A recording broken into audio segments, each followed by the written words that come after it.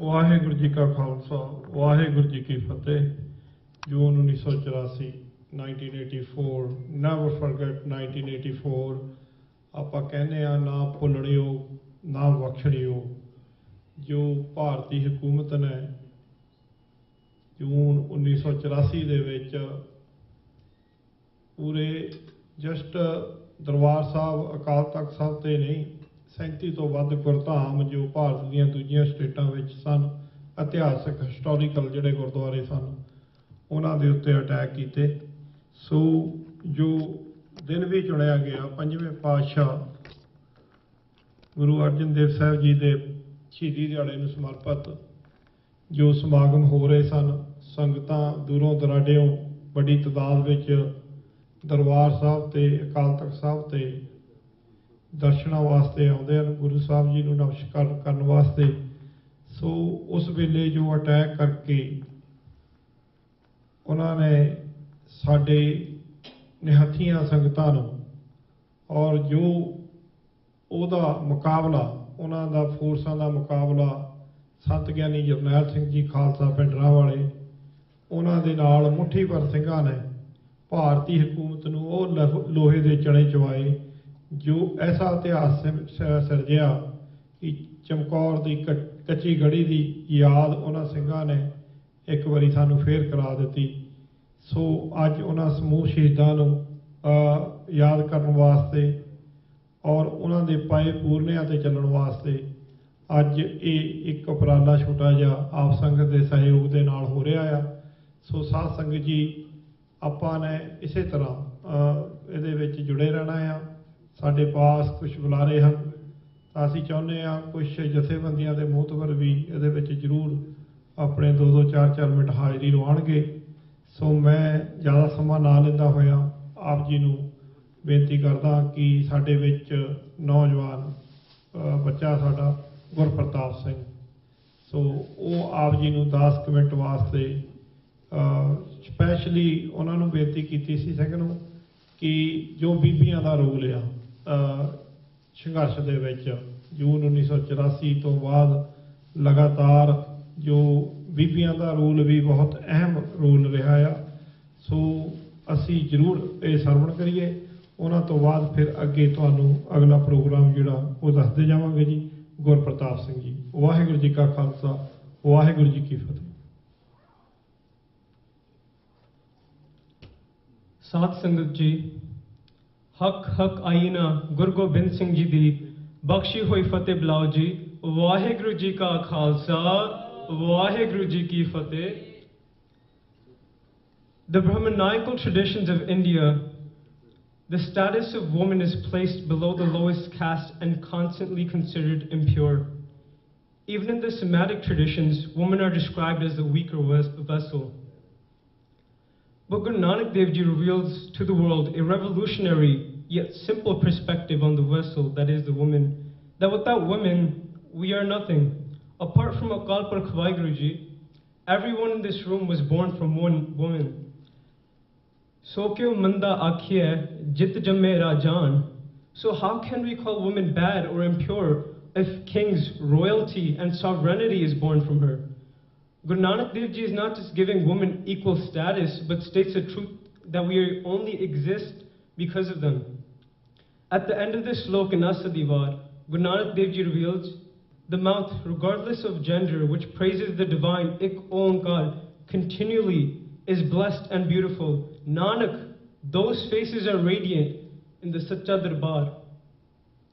Today, a sister who could not make it today, whose duty, who I am filling, was given the duty to talk about such women that constantly praised Ik Onkar, women that joined the tradition of Shahidi started by Guru Arjan Dev Ji, who saw the government attempt to dry out the spirits of Punjab and the Sikhs and said, "O flower of revolution, the government is taking your water, so I will nourish your roots with the blood of my sacrifice."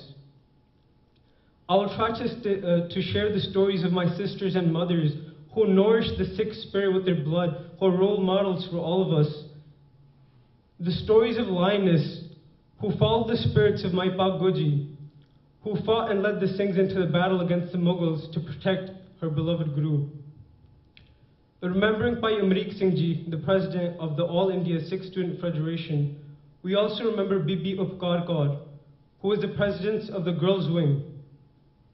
Bibi Upkar Kaur, who donned the sword blessed by Guru Gobind Singh Ji, and following the footsteps of Maharani Jind Kaur, the rebel queen of Punjab, urged the women of Punjab to join the Dharm Yudh Morcha, saying that revolution is not just for men, it is for all of Punjab. Bibi Upkar Kaur, whose name is meaning benevolent, attained Shahidi on June 6, 1984, along with her colleagues. Bibi Ravinder Kaur was an active member of the Dharm Yudh Morcha, a movement started by Sant Jarnail Singh Ji to seek justice for the innocent Sikhs murdered by the police and to push the Anandpur Sahib Mata, the resolutions of the Sikhs for equal rights and to decentralize the power of the Indian regime. Bibi Ji had been imprisoned numerous times for this morcha. Even as a teacher, she would challenge and even combat anyone that looked at her female students in an ill manner. We all do ardas for many things, but Sat Sangat Ji, Bibi Ji repeatedly did ardas for one thing, to join the traditions of her ancestors and attain Shahidi. She was last seen engaging in seva during the Battle of Amritsar, passing out onions to combat the tear gas used by the Indian Army. The hearts of these women sang the divine words of Bhakt Kabir Ji, Sura so pehchaniye, Sura so pehchaniye, jo lare deen ke het, purja purja kat mare, khabu na shade khet. Those alone are spiritual warriors who defend and fight for righteousness and dharm. May the warrior be cut piece by piece, but they never leave the battlefield. Sat Sangat Ji, during the Battle of Amritsar, strategic placement of the fighting Sikhs around the Darbar Sahib complex by General Sabeg Singh Ji, whose photo is right here, disabled the Indian infantry from accomplishing their mission. So they decided to send tanks into the Darbar Sahib complex. A family of four, Bhai Mohan Singh Ji, Bibi Pritam Kaur Ji, and their two daughters, Bhai Vaiguru Kaur Ji, age 6, and Bibi Vaiguru Kaur Ji, age 6, and Bibi Satnam Kaur Ji, age 8, were the ones to stop those tanks. Bhai Mohan Singh Ji was born into a Hindu family and joined the Khalsa Panth along with his wife Bibi Pritam Kaur Ji after listening to Katha by Sant Gyani Kartar Singh Ji Pindrawale. Sat Sangat Ji, the whole family, including the 6 and 8-year-old daughters, would do ardas to serve the Panth unconditionally. True love is that love that is unconditional. As Guru Nanak Dev Ji reveals, Jo to prem khilan ka chao, sir tar tali gali meri aao, it marg pair tarijai, sir dijai kaan na kijai. If you wish to play the game of love, then step onto the Guru's path with your head in your hands. Place your feet onto this path, giving your head to the Guru, ignoring the opinions of others. The whole family, Sat Sangat Ji, stepped onto this path of love, fell in love with their Guru, and readied themselves to give their head for the Panth at any given moment. Our two younger sisters, who had that love for their Guru, had been reloading and handing out magazines to those fighting Sikhs. Sat Sangat Ji, imagine that scene. When we were kids, we were scared of darkness and thunder. But these two, 6 and 8, were doing seva of the Panth as bullets volleyed the skies, as bombs bursted beside them. As the tanks started to make their way onto the Darbar Sahib complex, all 4 members of the family understood that their thirst for Shahidi will now be quenched. They all strapped bombs across their chests and demolished the first tank that would make it onto the Darbar Sahib complex, with Jagare resonating throughout the entire complex. The fighting Sikhs that saw this scene shed tears of strength, and with their newly gained inspiration, let out many Jagare. Purja purja kat mere, khabu na shade khet. During the Battle of Amritsar, many Bibiyas stayed on the Darbar Sahib complex to continue doing seva. Bibi Pritam Kaur Ji took care of Guru Granth Sahib Ji until she attained Shahidi. And Bibi Paramjit Kaur Sandhu refused to leave the battle scene. Why? Purja purja kat mere, khabu na shade khet. These are just a few names Just a few of the Shaheed Bibiyan from the Battle of Amritsar. As Joyce Parry-Grew writes, we often question why did this attack happen? Darbar Sahib te attack kyun hoya? Joyce Parry-Grew, ek reporter, the journalist, apni kitab vich likhdi, an attack to suppress the culture of a people, to attack our hearts. Sikhan da culture, Sikhan di chardi kala marnu, Sikhan de dil marnu, Sikhan di padshahi marnu, to kill their independence and confidence. But this mission of this government was not a success. ਉਹ ਸਾਡੀ ਚੜ੍ਹਦੀ ਕਲਾ ਮਾਰਨਾ ਚਾਹੁੰਦੇ ਸੀ ਪਰ ਹਜੇ ਵੀ ਆਪਾਂ ਇੱਥੇ ਬੈਠੇ ਆ ਸ਼ਹੀਦਾਂ ਦੇ ਯਾਦ ਵਿੱਚ. Let us not weep for those that have given up their lives for a cause. Rather gain strength from their stories and try to make our lives like theirs. Let us make them our role models and serve the Panth unconditionally. Lastly, from young to old, recognize your purpose in this fight. This is not an easy battle, but we have overcome and faced every kalukara, every attack on us, whether it is physical, emotional, or psychological. The Khalsa spirit is forever eternal, forever unwavering, and this is why we call it Guru Panth. In 1846, when war was about to break out between the Khalsa army and the British Indian forces, Shah Muhammad in the Jangnama, the Book of War, wrote, Jang Hind Punjab da hon laga, dove paadshaahiyan fauja bhariyan ne, aj hove sarkar te mull pave, jehdiyan Khalsa ne tega mariyan ne. Now starts the war between Hind and Punjab. Both sovereign armies are large. If today the rulers were still alive, he would have valued the valor of the sword-wielding Khalsa. So read, understand, and recognize that this is when we can start to move, when we start to answer these ongoing questions we still have. Sat Sangat Ji, we can answer the land that is crying for water. We can hold accountable the leaders and criminals alike who instigated this genocide and who dared to oppress our voices, our humanity, and our Sikhi spirit. We know of many Singhs and Bibiyan that have given up their lives for Sikhi, who have died for Sikhi. The least we can do is live for Sikhi, become Amritari, to live in the roop that Sant Jarnail Singh Ji died for. This is just the minimum. We have to become the sword-wielding Khalsa, like our Shaheed sisters. Jo jo tera hukum tivai tiv hovna, jo jo rakhe aap tar jai khadovna, naam tera keh rang durmat tovna, jap jap tud nirankar parm po khovna, jo tera rang rate se jon na jovna, antar bahar ek nain alovna, jinni pashata hukum tin kade na rovna, Now Nanak Bakshish Man Mahe Parovna.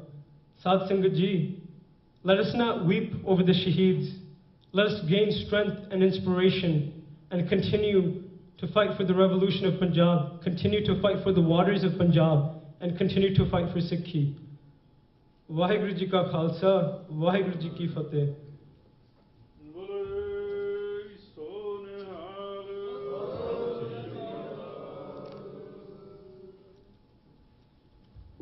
Waheguru ji ਕਾ ਖਾਲਸਾ ਵਾਹਿਗੁਰੂ ਜੀ ਕੀ ਫਤਿਹ। ਸਾਨੂੰ ਭਾਈ ਸਿੰਘ ਸਾਹਿਬ ਗੁਰਪ੍ਰਤਾਪ ਸਿੰਘ ਜੀ ਸੋ ਆਪ ਜੀ ਦੇ ਨਾਲ ਆਪਣੇ ਵਿਚਾਰਾਂ ਦੀ ਸਾਂਝ ਪਾ ਰਹੇ ਸਨ। ਸਾਧ ਸੰਗਤ ਜੀ, ਅਮਰੀਕਾ ਦੇ ਵਿੱਚ ਜਿਹੜੇ ਆਪਣੇ ਬੱਚੇ ਹਨ, ਮੇਰੇ ਖਿਆਲ 'ਚ ਮਿਹਨਤ ਕਰਕੇ ਪੈਸਾ ਬਣਾ ਲੈਣਾ ਇਹਨੂੰ ਕਮਾਈ ਨਾ ਗਿਣਿਆ ਜਾਵੇ। ਜੇ ਅਸੀਂ ਆਪਣੇ ਬੱਚਿਆਂ ਨੂੰ ਸਾਂਭ ਲਈਏ, ਬੱਚਿਆਂ ਨੂੰ ਕਮਾ ਲਈਏ, ਬੱਚੇ ਸਿੱਖੀ ਨਾਲ ਜੁੜੇ ਰਹਿਣ ਔਰ ਆਪਣੇ ਪੰਥ ਕੌਮ ਦੀ ਗੱਲ ਕਰਨਾ, ਮੇਰੇ ਖਿਆਲ 'ਚ ਇਹ ਵੱਡੀ ਕਮਾਈ ਆ। ਸੋ ਇਹ ਕ੍ਰੈਡਿਟ ਭਾਈ ਰਜਿੰਦਰ ਸਿੰਘ ਉਹਨਾਂ ਦੇ ਭਚੰਗੀ ਆ। ਸੋ ਕਾਫੀ ਮਿਹਨਤ ਕਰਦੇ ਆ। ਸਾਨੂੰ ਸਾਰਿਆਂ ਨੂੰ, ਬੱਚਿਆਂ ਨੂੰ ਇਸ ਪਾਸੇ ਨੂੰ ਗੁਰਦੁਆਰਿਆਂ ਦੇ ਵਿੱਚ ਜਿੱਥੇ ਸਮਾਂ ਵੀ ਦੇਣਾ ਚਾਹੀਦਾ ਆ, ਕੌਮ ਦੇਸ਼ ਦੀ, ਆਪਣੇ ਪੰਜਾਬ ਦੀ ਗੱਲ ਕਰ ਸਕਣ ਔਰ ਸਿੱਖੀ ਦੀ ਗੱਲ ਕਰ ਸਕਣ, ਜਿਹਦੇ ਨਾਲ ਹੋਰ ਵੀ ਬੱਚਿਆਂ ਨੂੰ ਉਤਸ਼ਾਹ ਮਿਲੇ, ਉਹ ਇਸ ਪਾਸੇ ਨੂੰ ਆਉਣ, ਤਾਂ ਕਿ ਆਉਣ ਵਾਲੇ ਸਮੇਂ ਦੇ ਵਿੱਚ ਜਿਹੜੇ ਭਾਰਤੀ ਜਿਹੜੇ ਤੁਹਾਡੇ ਪ੍ਰਤੀ ਫੇਕ ਨਿਊਜ਼ਾਂ, ਫੇਕ ਜਿਹੜੀਆਂ ਗੱਲਾਂ ਕਰਕੇ ਸਟੇਟਾਂ ਨੂੰ ਦੱਸਦੇ ਆ, ਤਾਂ ਸਾਡੇ ਨੌਜਵਾਨ ਉਹਨਾਂ ਨੂੰ ਟੇਬਲਾਂ ਦੇ ਉੱਤੇ ਫਿਰ ਬੈਠ ਕੇ ਹਰਾ ਸਕਣ, ਘੇਰ ਸਕਣ। ਸੋ ਇਹਨਾਂ ਗੱਲਾਂ ਦੇ ਉੱਤੇ ਵੀ ਤਵੱਜੋ ਸਾਨੂੰ ਸਾਰਿਆਂ ਨੂੰ ਦੇਣੀ ਚਾਹੀਦੀ। ਸੋ ਮੈਂ ਬੇਨਤੀ ਕਰਾਂਗਾ ਜੀ, ਸਾਡੇ ਵਿੱਚ UK ਤੋਂ ਡਾਕਟਰ IK ਚੀਮਾ ਜੀ ਸਪੈਸ਼ਲੀ ਚੇਚੇ ਤੌਰ 'ਤੇ ਆਏ ਹਨ। ਡਾਕਟਰ ਸਾਹਿਬ ਨੇ ਆਪ ਜੀ ਨੂੰ ਪਤਾ ਆ, ਇਹਨਾਂ ਦੀਆਂ ਸਪੀਚਾਂ ਤੁਸੀਂ ਆਨਲਾਈਨ ਆਲਵੇਜ਼ ਸੁਣਦੇ ਰਹਿੰਦੇ ਹਨ। ਸੋ ਡਾਕਟਰ ਸਾਹਿਬ ਨੇ UN ਦੇ ਵਿੱਚ ਜਿਹੜੀ ਹਿਊਮਨ ਰਾਈਟ ਜੈਨੋਸਾਈਡ ਦੇ ਉੱਤੇ ਕਮੇਟੀਆਂ, ਉਹਨਾਂ ਦੀ ਇਹ ਐਡਵਾਈਜ਼ਰ ਕਮੇਟੀ ਦੇ ਵਿੱਚ ਐਡਵਾਈਜ਼ਰ ਹਨ। ਸੋ ਡਾਕਟਰ ਸਾਹਿਬ ਉਹਨਾਂ ਨੇ ਕਾਫੀ ਇਹਨਾਂ ਦੇ ਯੋਗਦਾਨ ਹਨ, ਇਹ ਆਪ ਦੱਸਣਗੇ। ਔਰ 1984 ਜੋ ਘੱਲੂਘਾਰਾ ਵਰਤਾਂਤ ਕੌਮ ਦੇ ਨਾਲ ਭਾਰਤੀ ਹਕੂਮਤ ਨੇ ਵਰਤਾਇਆ, ਉਹਦੇ ਬਾਰੇ ਵਿਸ਼ਲੇਸ਼ਣ ਕਰਨਗੇ ਜੀ। ਸੋ ਡਾਕਟਰ ਸਾਹਿਬ ਨੂੰ ਜੀ ਆਇਆਂ ਨੂੰ ਜੀ। ਸੋ ਡਾਕਟਰ IK ਚੀਮਾ ਜੀ। ਵਾਹਿਗੁਰੂ ਜੀ ਕਾ ਖਾਲਸਾ, ਵਾਹਿਗੁਰੂ ਜੀ ਕੀ ਫਤਿਹ।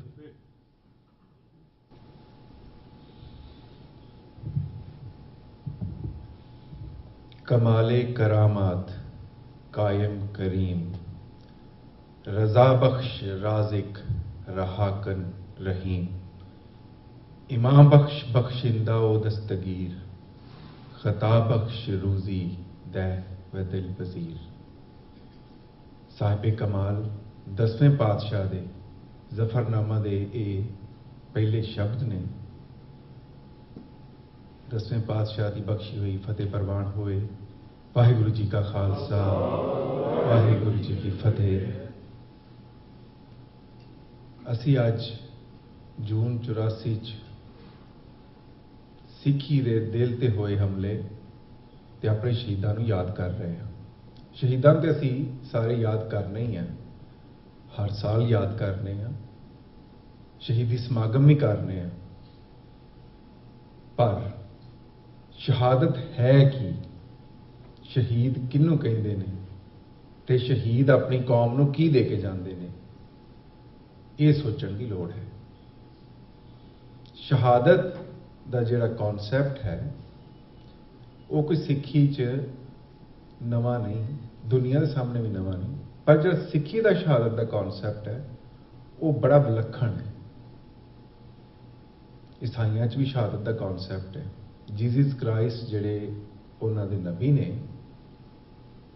हज़रत ईसा, उन्हां दे अकाल चलाना करन तो या दुनिया तो चले जाण तो बाद दा जिहड़ा एक शताब्दी दा पीरीयड है, क्रिश्चियनिटी उन्होंने शहादतां दा ते शहीदां दा दी शताब्दी गिणदी है, क्योंकि बहुत सारे क्रिश्चियन जिहड़े आ उन्हां दी शहीदी हुई। इस तरह धर्म इस्लाम च शहादत दा बहुत वड्डा दर्जा है। मुहम्मद साहब, हज़रत मुहम्मद सल्लल्लाहु अलैहि वसल्लम दे अपने परिवार के 72 बंदियां की शहीदी करबला के मैदान च हुई। सब तो छोटा बच्चा 2 साल का सी, अली असगर। पर जिहड़ी शहादत दा, जिस शहादत की गल सिक्खी करती है वो विलक्षण किदां। हुण क्रिश्चियनिटी दे विच जिहड़ी शहादत दा जे असीं गल करने वो ये आ, बंदा जांदा सी, रब दा नां लैंदा सी, रब दा नां जपदे उहनूं किसी ने फड़िया, मारिया, कुटिया ते मार दिता। और वो यह भी तुसी कोई रजिस्टेंस नहीं करनी। जिसने रजिस्टेंस की वो जुझारू हो गया तो वह शहीद नहीं हो सकता। क्रिश्चियनिटी का यह कॉन्सैप्ट है भी तुसी वो क्रिश्चियनिटी तो है ना, जो कोई तुहाडे मूँह एक पासे चंड मारे तो दूसरी गल अगे कर दे। सो उत्थे इस तरह का कॉन्सैप्ट है। धर्म इस्लाम दे विच कि रब ते उहदे रसूल ते उहदे दीन दी सरबुलंदी लई जान देना शहादत है। हुण दोवां धर्मां दी गल कीती जाए, धर्म इस्लाम दी ते ईसाईयत दी, ते ओहदे शहीदी तुसी रब लई दिंदे हो, रब दे नां नूं उच्चा करन लई दिंदे हो।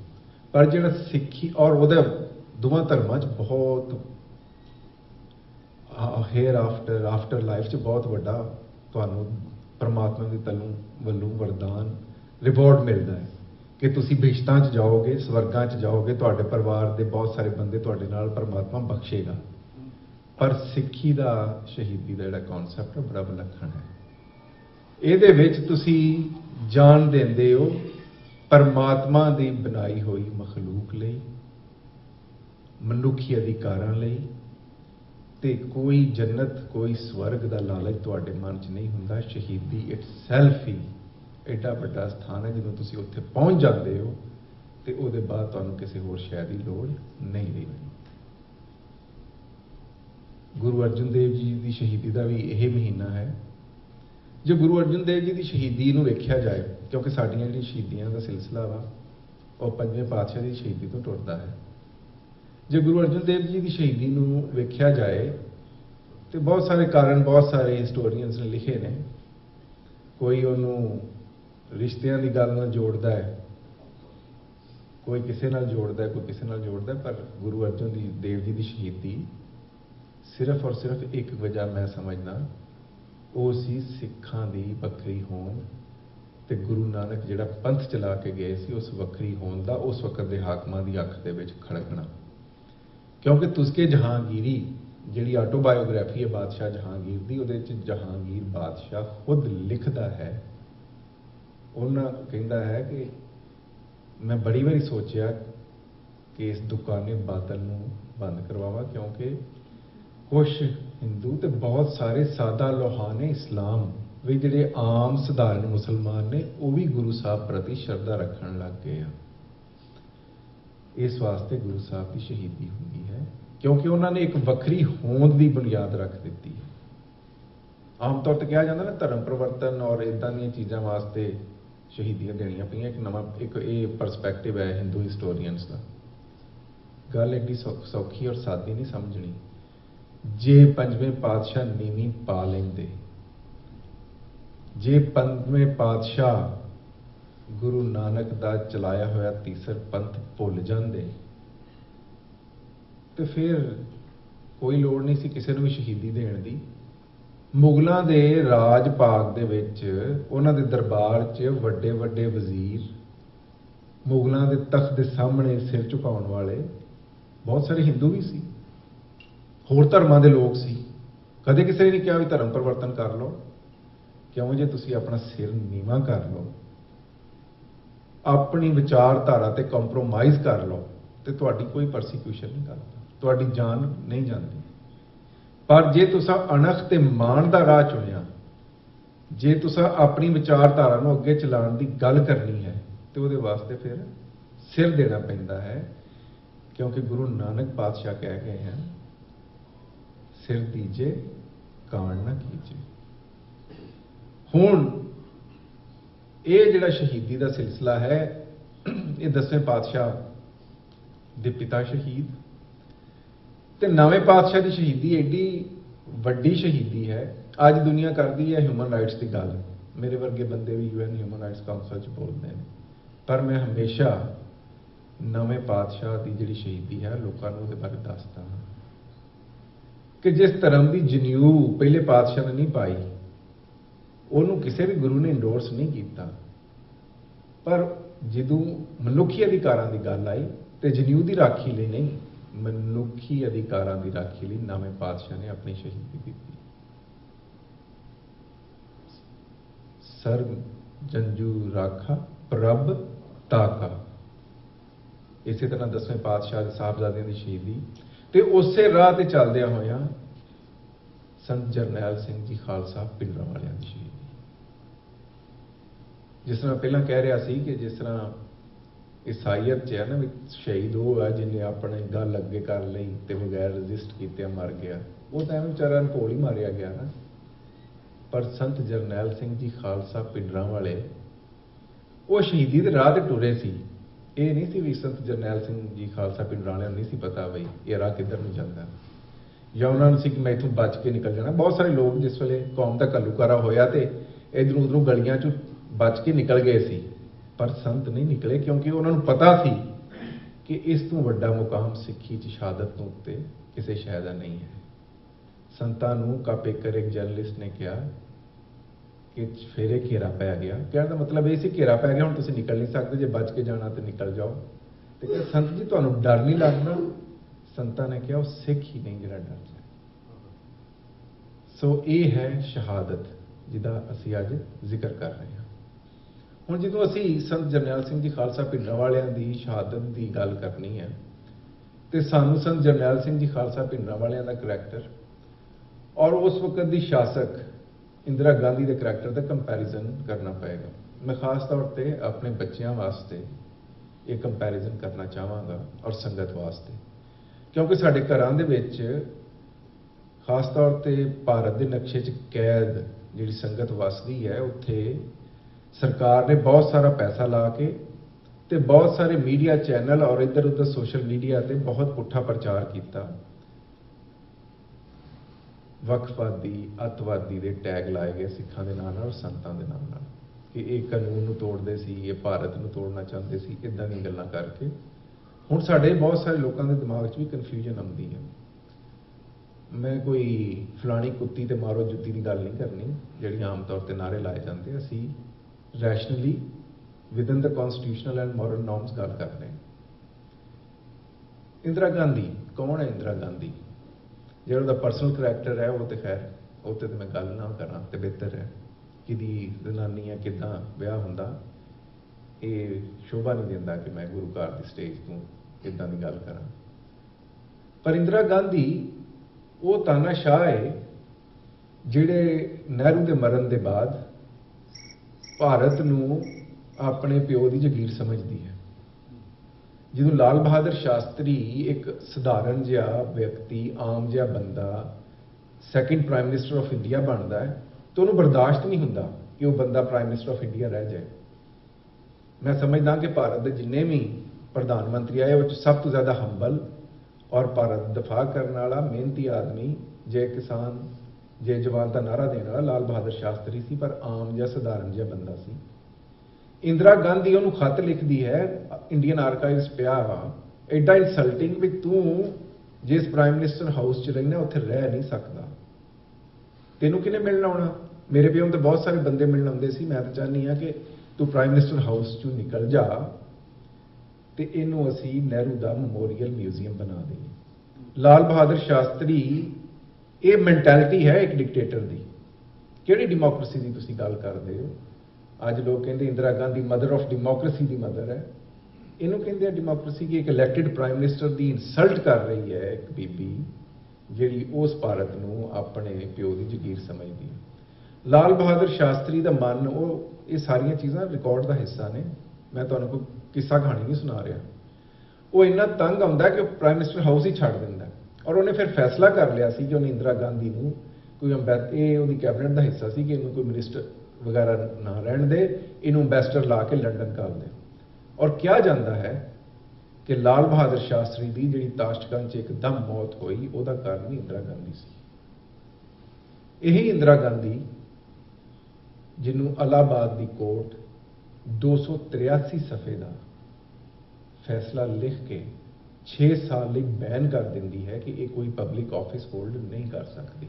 जून का महीना जोड़ा है साढ़े घल्लूघारे का महीना है, तो 12 जून 1975 नूं इलाहाबाद हाई कोर्ट के जज ने जिहड़ा 283 सफ़े का डिसीजन लिखिया वो गूगल करके डाउनलोड करो, लोगों च वंडो ताकि दुनिया को पता चले कि इंदिरा गांधी कौन सी।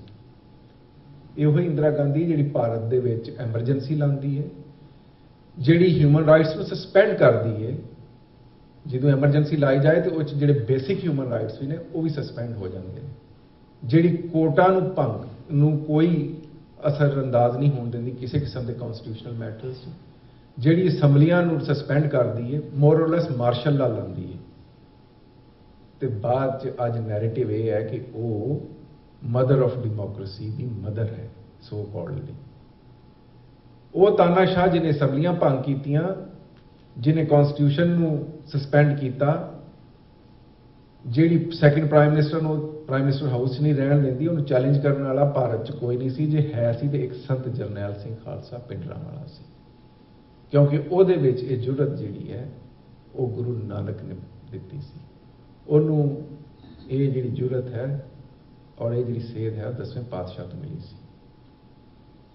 हुण दूसरे पासे संत जरनैल सिंह जी खालसा पिंडरांवाले आ, उन्हां ते बहुत सारे अतवाद दे वक्फवाद दे और होर बहुत कुछ उन्होंने नाम नाल जुड़िया जाता है।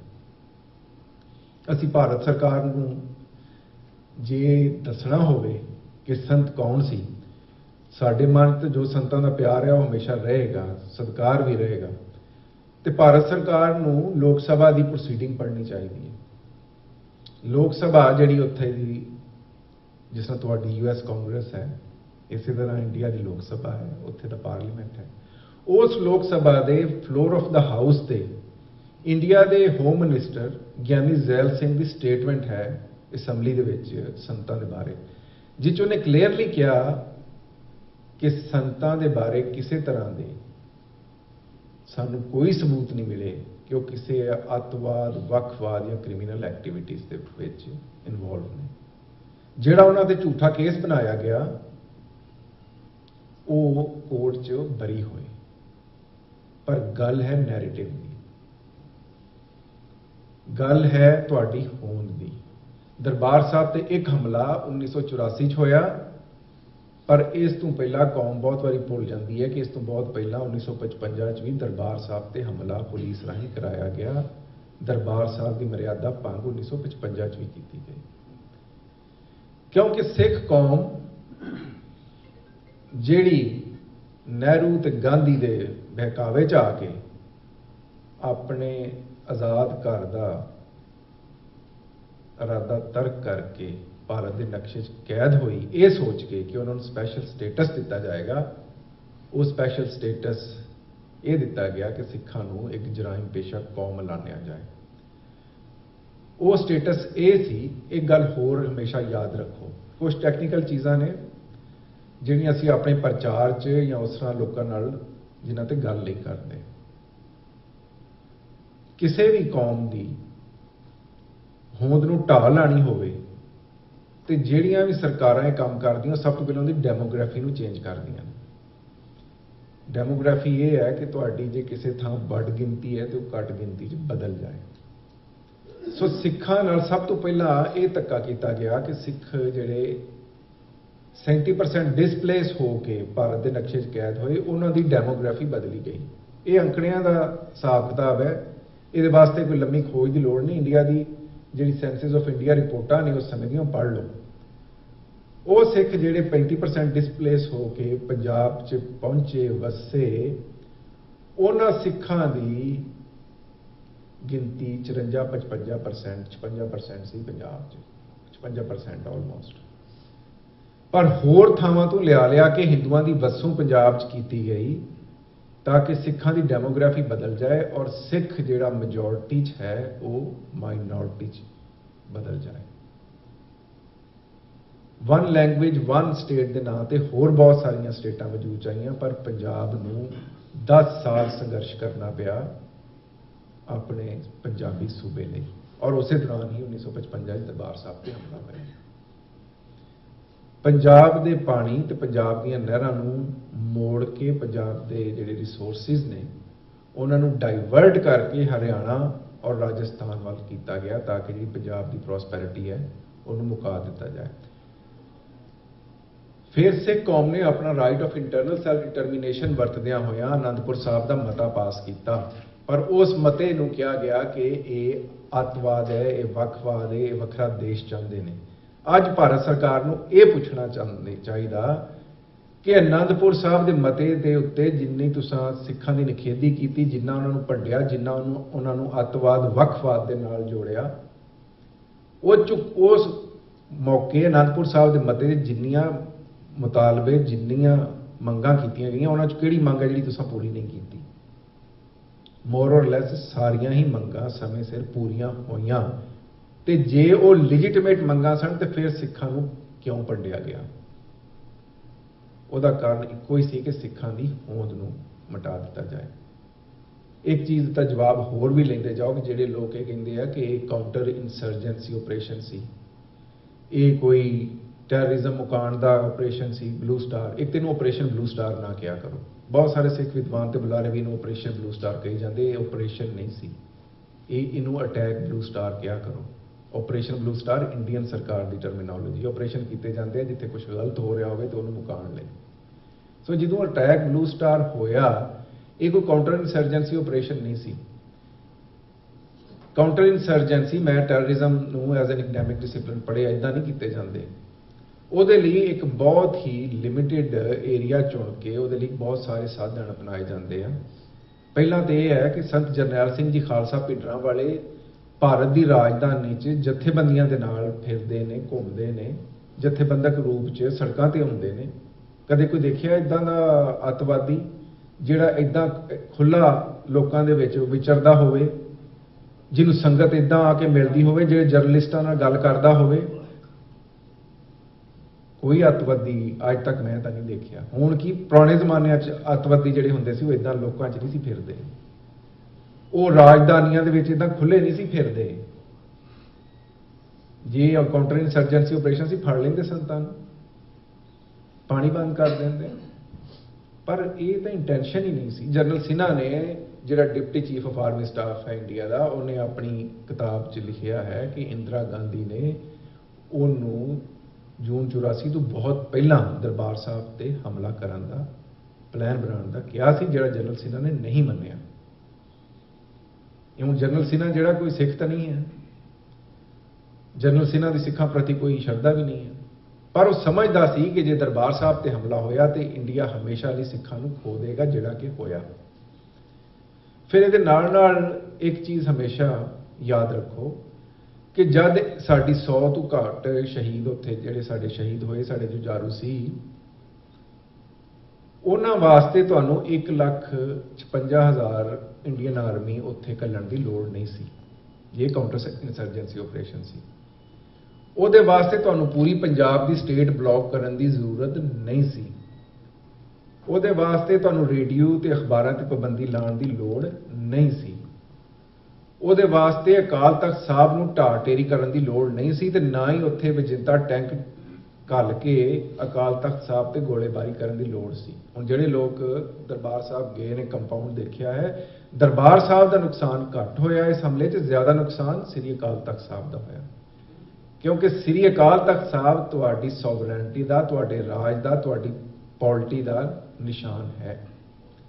ਸਿੱਖ ਰੈਫਰੈਂਸ ਲਾਇਬ੍ਰੇਰੀ ਲੁੱਟੀ ਗਈ, ਸਾੜੀ ਗਈ, ਇਸ ਵਾਸਤੇ ਕਿ ਉਹ ਗੁਰੂ ਗ੍ਰੰਥ ਸਾਹਿਬ ਦੀਆਂ ਬੀੜਾਂ ਜਿਨ੍ਹਾਂ ਨੂੰ ਗੁਰੂਆਂ ਦੀ ਸ਼ੋਭ ਪ੍ਰਾਪਤ ਹੈ, ਉਹ ਲੁੱਟ ਲਈਆਂ ਜਾਣ, ਸਿੱਖਾਂ ਨੂੰ ਸਬਕ ਸਿਖਾਇਆ ਜਾਏ। ਇਹ ਸੀ ਤੁਹਾਡਾ ਘੱਲੂਘਾਰਾ। ਹੁਣ ਗੱਲਾਂ ਤੇ ਅਸੀਂ ਘੱਲੂਘਾਰੇ ਦੀਆਂ ਬਹੁਤ ਕਰਦੇ ਹਾਂ, ਫਿਰ ਜਿਹੜਾ ਨਵੰਬਰ 1984 'ਚ ਹੋਇਆ ਉਹ ਵੀ ਸਾਡੇ ਸਾਹਮਣੇ ਹੈ। ਪਰ ਸਿਰਫ ਰੋਣਾ ਰੋ ਦੇਣਾ ਜਾਂ ਵਿਕਟਮ ਮੈਂਟੈਲਿਟੀ 'ਚ ਰਹਿਣਾ, ਇਹ ਘੱਟ ਤੋਂ ਘੱਟ ਸਿੱਖ ਕੌਮ ਦੀ ਅਲਾਮਤ ਨਹੀਂ ਹੈ। ਵਿਕਟਮ ਹੁੱਡ ਦੇ ਵਿੱਚ ਰਹਿਣਾ ਚੜ੍ਹਦੀ ਕਲਾ 'ਚ ਰਹਿਣ ਦੇ ਬਿਲਕੁਲ ਆਪੋਜ਼ਿਟ ਹੈ। ਇਹ ਕੌਮ ਚੜ੍ਹਦੀ ਕਲਾ ਵਾਲੀ ਕੌਮ ਹੈ। ਸਿੱਖ ਕੌਮ ਦੇ ਇਲਾਵਾ ਵੀ ਕੁਝ ਕੌਮਾਂ ਦਾ ਘੱਲੂਘਾਰਾ ਹੋਇਆ। ਉਹਨਾਂ ਇੱਕ ਮੋਟੋ ਅਡਾਪਟ ਕਰ ਲਿਆ, ਨੈਵਰ ਅਗੇਨ। ਅੱਜ ਸਾਨੂੰ ਵੀ ਇਹ ਅਡਾਪਟ ਕਰਨਾ ਪੈਣਾ, ਨੈਵਰ ਅਗੇਨ, ਤੇ ਆਪਣੇ ਕੌਮੀ ਕਾਰ ਖਾਲਿਸਤਾਨ ਦੀ ਪ੍ਰਾਪਤੀ ਵਾਸਤੇ ਕੰਮ ਕਰਨਾ ਪੈਣਾ। ਉਹਦੇ ਬਗੈਰ ਸਾਡੇ ਕੋਲ ਕੋਈ ਚਾਰਾ ਨਹੀਂ ਹੈ। ਮੈਂ ਇਸ ਵਾਸਤੇ ਭਾਈ ਹਿੰਮਤ ਸਿੰਘ ਨੂੰ ਤੇ ਵਰਲਡ ਸਿੱਖ ਪਾਰਲੀਮੈਂਟ ਨੂੰ ਬਹੁਤ ਬਹੁਤ ਵਧਾਈ ਦਿੰਦਾ ਕਿ ਇਹ ਜ਼ਮਾਨਾ ਜਿਹਦੇ ਵਿੱਚ ਸਿੱਖਾਂ ਦੇ ਵਿੱਚ ਪੋਲੀਟੀਕਲ ਲੀਡਰਸ਼ਿਪ ਦੀ ਬਹੁਤ ਜ਼ਿਆਦਾ ਘਾਟ ਹੈ, ਤੁਸਾਂ ਕੌਮ ਦੇ ਪਾਏ ਪੂਰਨੇ ਦੇ ਉੱਤੇ ਪਹਿਰਾ ਦਿੱਤਾ ਹੈ। ਜਿਹੜਾ ਸਰਬੱਤ ਖਾਲਸਾ ਦੀ ਬਣਾਈ ਹੋਈ 5 ਮੈਂਬਰੀ ਕਮੇਟੀ ਨੇ 29 ਅਪ੍ਰੈਲ 1986 'ਚ ਖਾਲਿਸਤਾਨ ਦਾ ਐਲਾਨਨਾਮਾ ਕੀਤਾ, ਅੱਜ ਤੁਸਾਂ ਇੱਥੇ ਦੀ ਕਨੈਟੀਕਟ ਸਟੇਟ ਤੋਂ ਦਾ ਪ੍ਰੋਕਲੇਮੇਸ਼ਨ ਲੈ ਕੇ ਔਰ ਉਸ ਦਿਨ ਨੂੰ ਖਾਲਿਸਤਾਨ ਤੇ ਸਿੱਖਾਂ ਦੀ ਆਜ਼ਾਦੀ ਦਿਨ ਕਰਾਰ ਦੇ ਕੇ ਬਹੁਤ ਵੱਡਾ ਉਪਰਾਲਾ ਕੀਤਾ ਹੈ। ਸਿੱਖ ਕੌਮ ਨੂੰ ਇਹਦੀ ਬਹੁਤ ਬਹੁਤ ਵਧਾਈ ਹੋਵੇ। ਔਰ ਉਹ ਸਮਾਂ ਦੂਰ ਨਹੀਂ ਜਦ ਖਾਲਿਸਤਾਨ ਹੋਂਦ 'ਚ ਆਵੇਗਾ। ਹੁਣ ਬਹੁਤ ਵਾਰੀ ਬਹੁਤ ਸਾਰੇ ਸਵਾਲ ਪੁੱਛੇ ਜਾਂਦੇ ਨੇ ਖਾਲਿਸਤਾਨ ਦੇ ਬਾਰੇ। ਇੱਕ ਸਵਾਲ ਤਾਂ ਇਹ ਕੀਤਾ ਜਾਂਦਾ ਹੈ ਜੀ, ਪੰਜਾਬ ਤਾਂ ਖਾਲਿਸਤਾਨ ਦੀ ਮੰਗ ਕੋਈ ਕਰ ਨਹੀਂ ਰਿਹਾ, ਬਾਹਰ ਬੈਠੀ ਡਾਇਸਪੋਰਾ ਨੂੰ ਕੀ ਪੀੜ ਹੈ। ਹੁਣ ਜਿਹੜੇ ਗੁਲਾਮੀ ਦਾ ਤੌਕ ਪਾਈ ਬੈਠੇ ਨੇ ਉਹ ਖਾਲਿਸਤਾਨ ਦੀ ਮੰਗ ਕਿਸ ਤਰ੍ਹਾਂ ਕਰਨ, ਪਰ ਇਹ ਗੱਲ ਸਿਰਫ ਭਾਰਤ ਸਰਕਾਰ ਦਾ ਪ੍ਰਚਾਰ ਹੈ। ਐਸੇ ਹੀ ਹਫ਼ਤੇ ਦੇ ਸ਼ੁਰੂ ਦੇ ਵਿੱਚ ਦਰਬਾਰ ਸਾਹਿਬ ਦੇ ਵਿੱਚ ਨੌਜਵਾਨਾਂ ਨੇ ਜੇ ਖਾਲਿਸਤਾਨ ਜ਼ਿੰਦਾਬਾਦ ਦੇ ਨਾਅਰੇ ਲਾਏ ਨੇ, ਤੇ ਭਾਰਤ ਸਰਕਾਰ ਨੂੰ ਸਮਝ ਜਾਣਾ ਚਾਹੀਦਾ ਕਿ ਖਾਲਿਸਤਾਨ ਦੀ ਗੱਲ ਕੋਈ ਕਰ ਰਿਹਾ ਜਾਂ ਨਹੀਂ ਕਰ ਰਿਹਾ। जे दीप सिद्धू संतां नूं अपना आइडियल मानता है और दिल्ली के लाल किले ते खालसा पंथ का झंडा झुलाता है, तो भारत सरकार को समझ जाना चाहिए कि खालिस्तान की गल है या नहीं है। जे सिद्धू मूसेवाला अपने ट्विटर ते संतां की फोटो लाता है, तो समझ जाना चाहिए कि इन्ना पैसा खर्च के कौंसलेटां नूं पैसे दे के सिखां बारे पुट्ठा सीधा प्रचार करके ते कुछ सिखां नूं खरीद के तुसी खालिस्तान की गल मुका नहीं सके, ते ना ही संत जरनैल सिंह जी खालसा पिंडरां वालियां नूं इस संगत के मन चों कढ़ सके हो। मैं गल हमेशा डॉक्यूमेंटरी एविडेंस ते करना। जब किसानी का संघर्ष चलता सी ना, उस वेले असीं यूनाइटेड नेशनस तो एक 23 सफ़े की चिट्ठी भारत सरकार को घल्ली सी। हुण कई बार ये हुंदा बहुत सारे लोग बहुत सारे काम नहीं भी करते तो क्रैडिट लै जाते, असां तो क्रैडिट लैना कोई नहीं, क्योंकि ना तो मैं राज सभा लोक सभा का इलैक्शन लड़ना, ना श्रोमणी कमेटी का लड़ना, ना ही मैनूं कोई चाहे। मैं तो गुरु नानक, क्योंकि मेरे आइडियल ने, तो मैं गुरु नानक नूं मन च वसा के उहदे पंथ की सेवा करना। यह 23 सफ़े की चिट्ठी असां भारत सरकार को लिखी सी United Nations human rights council वालों किसानी के संघर्ष बारे। आम तौर पर 1-2 सफ़े की चिट्ठी होंगी है, कोई एक आध UN का रैपेटोर लिखता है, तो 8 UN रैपेटोर ने साइन किए। जिन्हें भी किसानी के संघर्ष के हक च असीं गल कर सकते सी असां कीती, उहदा जवाब यह भारत सरकार ने जमा कराया सानूं। ये इंडिया की जिहड़ा मिशन है जनीवा च, क्योंकि जी United Nations human rights council है वो जनीवा स्विट्जरलैंड च, उन्होंने जिहड़ा permanent mission of India United Nations च, उन्होंने यह जवाबी चिट्ठी है जी उन्होंने सानूं जमा कराई। ये उन्होंने लैटर हैड ते है, थले भारत सरकार की मोहर लगी है, 4 सफ़े की चिट्ठी है। ये उन्होंने किसानी के संघर्ष की जिस तरह की निंदा कर सकते सी कीती, और दुनिया की अखां च मिट्टी झोंकण की कोशिश की कि किसानी का संघर्ष कुछ भी नहीं, कोई इदां दा रौला नहीं, असीं तो बहुत चंगा काम कर रहे हैं। चलो वो तो सारी दुनिया नहीं पता भारत सरकार ने जो किया किसानी संघर्ष बारे। ये एक आखिरी पैराग्राफ जिहड़ा है वो मैं पढ़ देना अंग्रेजी च, ताकि तुहानूं पता चले कि भारत सरकार सोचती की है सिखां प्रति। उहदे च भारत सरकार ने होर जो बहुत कुछ कहा, वो कहते हैं, The protesters acted in an irresponsible manner during the rally. They went beyond the agreed route of the rally, entered unauthorized parts of capital Delhi, including Red Fort, climbed the Red Fort, a protected monument by the Archaeological Survey of India, and vandalized the structure and put a religious flag on the national monument. Bharat सरकार ये कह रही है कि ये protester जिहड़े आ ये दिल्ली के लाल किले ते गए, उत्थे उन्होंने वैंडलाइज किया। जिहड़ी नाल उन्हां दी स्टेटमेंट सी देण वाली बीबी, उन्हें भी कहा कि साडे कौमी विरसे की तोहीन की। हुण कूटनीति देखो,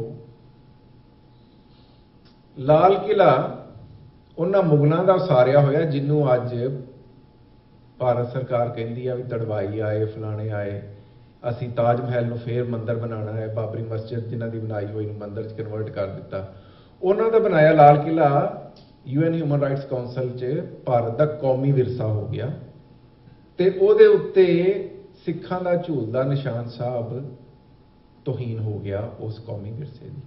ये क्या भारत सरकार ने अपनी चिट्ठी च दुनिया नूं कि साडे कौमी विरसे लाल किले के उत्ते कौम का झंडा झुला के उहदी तोहीन की गई। हुण दसो खालिस्तान चाहिए कि नहीं चाहिए? भारत सरकार नूं तुहाडा अज खालसा अज तो साडे कोल सिर्फ पीरी का झंडा है, वो बर्दाश्त नहीं हो रहा। मीरी का झंडा भारतीय सरकार किदां बर्दाश्त करेगी? पर वो दिन दूर नहीं जब मीरी ते पीरी के दोवें झंडे झुलणगे। इस तरह ही दूसरी गल ये करता जावां कि भारत सरकार नूं पता होना चाहिए कि जे ईस्ट तैमूर की मूवमेंट चली तो बाहरों चली, डायस्पोरा ने चलाई। साउथ सुडान होने चाया, वो मूवमेंट बाहरों चली। बोस्निया हर्ज़ेगोविना की लॉबिंग बाहरों हुई, तो अज खालिस्तान की लॉबिंग हो रही है, तो वह बाहरों होएगी और खालिस्तान जरूर होना चाहेगा। असी कोई जुझारू संघर्ष की गल नहीं कर रहे, क्योंकि अज जुझारू संघर्ष का जमाना नहीं रहा। ਸਾਡਾ ਇੱਕ ਸਿੱਧਾ ਜਿਹਾ ਮੁਤਾਲਬਾ ਹੈ ਕਿ ਸ਼ਾਂਤਮਈ ਢੰਗ ਦੇ ਨਾਲ, ਇੱਜ਼ਤ ਔਰ ਮਾਣ ਦੇ ਨਾਲ, ਜਿਸ ਤਰ੍ਹਾਂ ਹੋਰ ਬਹੁਤ ਸਾਰੀਆਂ ਕੌਮਾਂ ਹੋਣ ਚਾਹੀਆਂ, ਉਸ ਤਰ੍ਹਾਂ ਹੀ ਸਿੱਖ ਕੌਮ ਨੂੰ ਵੀ ਆਪਣੇ ਘਰ ਦੀ ਜ਼ਰੂਰਤ ਹੈ ਤੇ ਇਹਦੇ ਵਿੱਚ ਕਿਸੇ ਨੂੰ ਕੋਈ ਮਸਲਾ ਨਹੀਂ ਹੋਣਾ ਚਾਹੀਦਾ। ਕਿਉਂਕਿ ਮੈਂ ਗੱਲ ਥੋੜੀ ਡਾਕੂਮੈਂਟਰੀ ਐਵੀਡੈਂਸ ਦੀ ਕਰਨਾ, ਜਿਸ ਦੇਸ਼ ਤੁਸੀਂ ਰਹਿੰਦੇ ਹੋ, ਯੂਨਾਈਟਿਡ ਸਟੇਟਸ ਆਫ ਅਮਰੀਕਾ, ਇਹਦੀਆਂ ਬਹੁਤ ਸਾਰੀਆਂ ਦੇਣਾਂ ਦੁਨੀਆ ਨੂੰ। ਇਹ 'ਚ ਫਿਰ ਜੂਨ ਦਾ ਮਹੀਨਾ ਬੜਾ ਅਹਿਮ ਹੈ। ਉਹ ਇਸ ਵਾਸਤੇ ਅਹਿਮ ਹੈ ਕਿ ਅਪ੍ਰੈਲ 1945 ਤੋਂ ਲੈ ਕੇ ਜੂਨ 1945 ਤੱਕ ਸੈਨ ਫਰਾਂਸਿਸਕੋ ਕੈਲੀਫੋਰਨੀਆ 'ਚ ਦੁਨੀਆ ਦੇ 50 ਦੇਸ਼ ਜਿਹੜੇ ਉਸ ਵਕਤ ਦੀ ਨਾਜ਼ੀ ਹਕੂਮਤ ਜਰਮਨੀ ਦੇ ਖਿਲਾਫ ਸੰਘਰਸ਼ ਕਰ ਰਹੇ ਸੀ, ਇਹ ਵਰਲਡ ਵਾਰ ਦਾ ਇਮੀਡੀਏਟ ਜ਼ਮਾਨਾ ਹੈ, ਉਹ 50 ਮੁਲਕਾਂ ਨੇ ਇਕੱਠੇ ਹੋ ਕੇ ਤਕਰੀਬਨ 3 ਮਹੀਨੇ 4 ਮਹੀਨੇ ਵਿਚਾਰ ਵਟਾਂਦਰਾ ਕਰਕੇ ਜੂਨ 1945 'ਚ ਇਹ ਇੱਕ ਡਾਕੂਮੈਂਟ ਜਿਹੜਾ ਮੈਂ UN ਦੇ ਆਰਕਾਈਵ 'ਚੋਂ ਕਢਾਇਆ ਹੈ, ਇਹ 1945 ਦਾ ਲਿਖਿਆ ਡਾਕੂਮੈਂਟ ਹੈ ਉਸ ਵਕਤ, ਔਰ ਇੰਨਾ ਓਰੀਜਨਲ ਹੈ ਕਿ ਇਹਦੇ ਉੱਤੇ ਜਿਹੜੇ ਬੰਦਿਆਂ ਨੇ ਲਿਖਿਆ ਉਹਨਾਂ ਦੇ ਕੁਛ ਹੱਥਾਂ ਦੀਆਂ ਪੈਨਸਲਾਂ ਦੇ ਨਿਸ਼ਾਨ ਵੀ ਨੇ। ਇਹ UN ਦੇ ਆਰਕਾਈਵ 'ਚ ਕਢਾਇਆ। ਇਹ ਡਾਕੂਮੈਂਟ ਵੈਸੇ ਤਾਂ ਅਜੀਬ ਜਿਹਾ ਲੱਗਦਾ, ਪਰ ਇਹ ਆ UN ਦਾ ਚਾਰਟਰ ਜਿਹੜਾ 50 ਮੁਲਕਾਂ ਦੇ ਅਧਿਕਾਰੀਆਂ ਨੇ ਪ੍ਰੋਡਿਊਸ ਕੀਤਾ 1945 'ਚ। ਇਹਨੂੰ ਕਹਿੰਦੇ ਆ ਡੰਬਾਰਟਨ ਓਕ ਪ੍ਰਪੋਜ਼ਲ। ਇਹ 45 'ਚ 50 ਮੁਲਕਾਂ ਨੇ ਪਾਸ ਕੀਤਾ ਤੇ 3 ਸਾਲ ਬਾਅਦ ਇਹਨੂੰ ਮੁੱਖ ਆਧਾਰ ਬਣਾ ਕੇ UN ਜਾਂ ਸੰਯੁਕਤ ਰਾਸ਼ਟਰ ਹੋਣ ਚਾਹਿਆ। ਇਹਦਾ ਜਿਹੜਾ ਆਰਟੀਕਲ 1 ਹੈ ਯੂਨਾਈਟਿਡ ਨੇਸ਼ਨਸ ਦੇ ਇਸ ਚਾਰਟਰ ਦਾ, ਉਹ ਕਹਿੰਦਾ ਕਿ ਹਰ ਕੌਮ ਨੂੰ ਰਾਈਟ ਟੂ ਸੈਲਫ ਡਿਟਰਮੀਨੇਸ਼ਨ ਹੈ, ਹਰ ਕੌਮ ਨੂੰ ਆਪਣੇ ਘਰ ਮੰਗਣ ਦਾ ਅਧਿਕਾਰ ਹੈ। ਅਸੀਂ ਇਸੇ ਹੀ UN ਚਾਰਟਰ ਦੇ ਹੇਠ, ਜਿਹੜਾ ਇਸ ਧਰਤੀ ਤੇ 50 ਮੁਲਕਾਂ ਦੇ ਆਗੂਆਂ ਨੇ ਪਾਸ ਕੀਤਾ, ਯਾਦ ਰੱਖੋ ਉਸ ਵਕਤ ਦੁਨੀਆ ਦੇ ਕੁੱਲ ਮੁਲਕ 77 ਸੀਗੇ ਜਦ ਇਹ ਪਾਸ ਹੋਇਆ, ਤੇ ਇਹਨੂੰ ਆਧਾਰ ਬਣਾਉਂਦਿਆਂ ਹੋਇਆਂ ਦੁਨੀਆ 'ਚ 100 ਤੋਂ ਜ਼ਿਆਦਾ ਮੁਲਕ 1973 ਤੋਂ ਪਹਿਲਾਂ ਬਣ ਚੁੱਕੇ ਸੀ। ਯਾਨੀ 30 ਸਾਲਾਂ ਦੇ ਸਮੇਂ ਦੇ ਵਿੱਚ ਤਕਰੀਬਨ 100 ਮੁਲਕ UN ਦੇ ਚਾਰਟਰ ਨੂੰ ਵਰਤਦਿਆਂ ਹੋਇਆਂ ਹੋਂਦ 'ਚ ਆਏ। ਅਸੀਂ ਅੱਜ ਇਹਦੇ ਹੀ ਆਰਟੀਕਲ 1 ਨੂੰ ਮੁੱਖ ਆਧਾਰ ਬਣਾ ਕੇ ਭਾਰਤ ਸਰਕਾਰ ਨੂੰ ਕਹਿੰਦੇ ਹਾਂ ਕਿ ਸਾਡੀ ਜਾਨ ਛੱਡੋ ਤਾਂ ਕਿ ਖਾਲਸਾ ਰਾਜ ਦੀ ਸਥਾਪਤੀ ਹੋ ਸਕੇ, ਤਾਂ ਕਿ ਅੱਜ ਜਿਹੜੀਆਂ 3 nuclear nations India, China, Pakistan ਇੱਕ ਦੂਸਰੇ ਨਾਲ ਸਿੰਘ ਫਸਾਈ ਬੈਠੀਆਂ ਨੇ, ਜਿਹੜੀਆਂ ਆਪਸ 'ਚ ਜੰਗਾਂ ਕਰ ਚੁੱਕੀਆਂ ਨੇ, ਉਹਨਾਂ ਦਰਮਿਆਨ ਇੱਕ ਬਫਰ ਸਟੇਟ ਕਾਇਮ ਹੋਵੇ ਜਿਹੜੀ ਦੁਨੀਆ ਦੇ ਵਿੱਚ ਅਮਨ ਸ਼ਾਂਤੀ ਕਾਇਮ ਕਰ ਸਕੇ। ਅਸੀਂ ਇਸ ਵਾਸਤੇ ਖਾਲਿਸਤਾਨ ਦੀ ਮੁਤਾਲਬਾ ਕਰਨੇ ਆ, ਦੁਨੀਆ 'ਚ ਅਮਨ ਵਾਸਤੇ। ਅਸੀਂ ਇਸ ਵਾਸਤੇ ਵੀ ਖਾਲਿਸਤਾਨ ਦਾ ਮੁਤਾਲਬਾ ਕਰਨੇ ਆ ਕਿਉਂਕਿ ਮੈਂ ਵਾਸ਼ਿੰਗਟਨ DC ਸੀ ਕੁਝ ਦਿਨ ਪਹਿਲੇ, ਉੱਥੇ ਕੁਝ ਜਿਹੜੇ ਕਾਂਗਰੈਸ਼ਨਲ ਆਗੂ ਤੇ ਹੋਰ ਲੋਕ ਜਿਹੜੇ ਫੈਸਲੇ ਕਰਦੇ ਨੇ ਦੇਸ਼ਾਂ ਦੇ ਬਾਰੇ, ਉਹਨਾਂ ਨੂੰ ਮੈਂ ਇਹ ਗੱਲ ਸਮਝਾਉਣ ਦੀ ਕੋਸ਼ਿਸ਼ ਕੀਤੀ ਕਿ ਤੁਹਾਡੇ ਜਿਹੜੇ ਪੁਰਾਣੇ ਪਾਰਟਨਰ ਨੇ ਉਸ ਖਿੱਤੇ 'ਚੋਂ ਇੰਡੀਆ ਤੇ ਪਾਕਿਸਤਾਨ ਨੇ। ਇੰਡੀਆ ਜਿਹੜਾ ਉਹ ਕੰਪਲੀਟਲੀ ਹੁਣ ਇਸ ਵਕਤ ਰਸ਼ੀਆ ਦੇ ਨਾਲ ਚਲਾ ਗਿਆ। ਜਿਸ ਵੇਲੇ ਯੂਨਾਈਟਿਡ ਨੇਸ਼ਨਸ 'ਚ ਵੋਟਿੰਗ ਹੋਈ ਯੂਕਰੇਨ ਦੇ ਇਸ਼ੂ ਦੇ ਉੱਤੇ ਨਿੰਦਾ ਕਰਨ ਲਈ ਰਸ਼ੀਆ ਦੇ ਅਟੈਕ ਦੀ, ਤੇ ਇੰਡੀਆ ਨੇ ਉੱਥੇ ਵੋਟ ਨਹੀਂ ਪਾਇਆ। ਪਾਕਿਸਤਾਨ 'ਚ ਵੀ ਇੱਕ ਐਂਟੀ ਅਮਰੀਕਨ ਸੈਂਟੀਮੈਂਟ ਇਸ ਵਕਤ ਉਭਰਿਆ ਹੋਇਆ ਹੈ ਬਹੁਤ ਜ਼ਿਆਦਾ ਹਾਲ ਦੀ ਘੜੀ 'ਚ। ਹੁਣ ਇਹ 2 ਪਾਰਟਨਰ ਅਮਰੀਕਾ ਦੇ ਅਜਿਹੇ ਨੇ ਜਿਹੜੇ ਹੁਣ ਰਿਲਾਇਬਲ ਪਾਰਟਨਰ ਨਹੀਂ ਰਹੇ, ਜਿਹੜੇ ਕਿਸੇ ਹੋਰ ਬਲੌਕ ਵਾਲੇ ਪਾਸੇ ਦੇਖ ਰਹੇ ਨੇ। ਇਸ ਸਮੇਂ ਸਾਨੂੰ ਵੱਧ ਤੋਂ ਵੱਧ ਇਸ ਚੀਜ਼ ਦਾ ਪ੍ਰਚਾਰ ਆਪਣੇ ਇੱਥੇ ਲੋਕਲ ਆਗੂਆਂ ਨਾਲ ਕਰਨਾ ਚਾਹੀਦਾ। ਜੇ ਉਸ ਖਿੱਤੇ 'ਚ ਅਮਨ ਚਾਹੀਦਾ, ਜੇ ਉਸ ਖਿੱਤੇ 'ਚ ਨਵੀਂ ਪਾਰਟਨਰਸ਼ਿਪ ਚਾਹੀਦੀ ਆ, ਤੇ ਉਹਦੇ ਲਈ ਇੱਕ ਵਾਇਬਲ ਆਪਸ਼ਨ ਹੈ ਖਾਲਿਸਤਾਨ ਸਿੱਖ ਕੌਮ ਦਾ ਘਰ। ਕਿਉਂਕਿ ਇੱਕ ਗੱਲ ਯਾਦ ਰੱਖਿਓ, ਜਦ ਤੱਕ ਉਹਨਾਂ ਲੋਕਾਂ ਤੱਕ ਤੁਹਾਡੀ ਪਹੁੰਚ ਨਹੀਂ ਹੈ ਜਿਹੜੇ ਇਹ ਵੱਡੇ ਫੈਸਲੇ ਕਰਦੇ ਨੇ, ਤੁਸੀਂ ਖੰਡੇ ਦੇ ਜ਼ੋਰ ਤੇ ਖਾਲਿਸਤਾਨ ਵੀ ਨਹੀਂ ਬਣਾ ਸਕਦੇ। ਆਪਣੇ ਘਰ ਨੂੰ ਸਿਰਫ ਖੰਡੇ ਦੇ ਜ਼ੋਰ ਤੇ ਤੁਸੀਂ ਹਾਸਲ ਨਹੀਂ ਕਰ ਸਕਦੇ। ਮਹਾਰਾਜਾ ਰਣਜੀਤ ਸਿੰਘ ਦੀ ਰਾਜ ਨੂੰ ਜਿਹੜੀ ਪ੍ਰਾਪਤੀ ਹੈ ਔਰ ਜਿਹੜਾ ਇੰਨਾ ਸਟਰੈਂਥਨ ਰਿਹਾ, ਉਹ ਨਿਰਾ ਖੰਡੇ ਦੇ ਜ਼ੋਰ ਤੇ ਕਾਇਮ ਨਹੀਂ ਸੀ ਹੋਇਆ। ਉਹ ਜਿਹੜੀ ਟਰੀਟੀ ਮਹਾਰਾਜਾ ਰਣਜੀਤ ਸਿੰਘ ਨੇ ਇੱਕ ਐਕਸੀਲੈਂਟ ਡਿਪਲੋਮੇਸੀ ਦੇ ਨਤੀਜੇ 'ਚ ਕੀਤੀ ਅੰਗਰੇਜ਼ਾਂ ਦੇ ਨਾਲ, ਉਹਦੇ ਨਤੀਜੇ 'ਚ ਮਹਾਰਾਜਾ ਰਣਜੀਤ ਸਿੰਘ ਦਾ 40 ਸਾਲ ਦਾ ਐਡਾ ਮਜ਼ਬੂਤ ਰਾਜ ਰਿਹਾ। ਸੋ ਇਸ ਵਾਸਤੇ ਵਰਲਡ ਸਿੱਖ ਪਾਰਲੀਮੈਂਟ ਨੂੰ ਮੇਰੀ ਬੇਨਤੀ ਹੈ कि तुसी बहुत सोहना उपराला कर रहे हो, वध तो वध अपने लोकल रिप्रैजेंटेटिव नूं मिलो। अज की दुनिया 'च कोई ये नहीं सोचता भी किसी का घर होवे कि ना होवे, कोई भी नहीं सोचता कि इस कौम का स्वार्थ की है। लोग अपना स्वार्थ सोचते हैं। जे अपने घर की गल करनी है तो जिहड़े घर लोगों के बनाने च मदद करते हैं उन्होंने दसना पेगा कि उन्हों का स्वार्थ की है, उन्होंने गल उन्होंने तरीके नाल समझानी पेगी। मैं एक होर गल का जवाब देंदा जावां खालिस्तान के बारे। एक तो आम तौर पर गल की जाती है कि धार्मिक जिहड़ी लीडरशिप है सिखां दी, जी खास तौर पर भारत च बैठी है, जी तनख्वाहां लैंदी है, वो तो मुतालबे नहीं करती खालिस्तान के। जे धर्म के नाम पर बनना, जे खालिस्तान का सिक्खी नाल संबंध है तो फिर धार्मिक लीडरशिप को मुतालबा करना चाहिए। वो लोग ये भुल जाते हैं कि गुरु नानक का हर सिख ही सिख कौम की अगवाई करता। ये जो ठेकेदारी कोई नहीं, ये ब्राह्मणवाद नहीं हैगा कि ये ब्राह्मण ही जिहड़ा है आगू है। गुरु का हर सिख जिहड़ा सिक्खी स्वरूप च है तो जिहदे मन च सही सिक्खी वसी हुई है, वो सिख कौम का आगू है। जिहड़े तनख्वाहदार धार्मिक आगू होंदे हैं, वो कदे भी इस्टैबलिशमेंट के खिलाफ गल्लां नहीं करते, ना ही वो अपने आज़ाद घरां की गल करते हैं, क्योंकि उन्होंने कारोबार ते लत्त वजदी है। जब पाकिस्तान की गल हुई सी ना,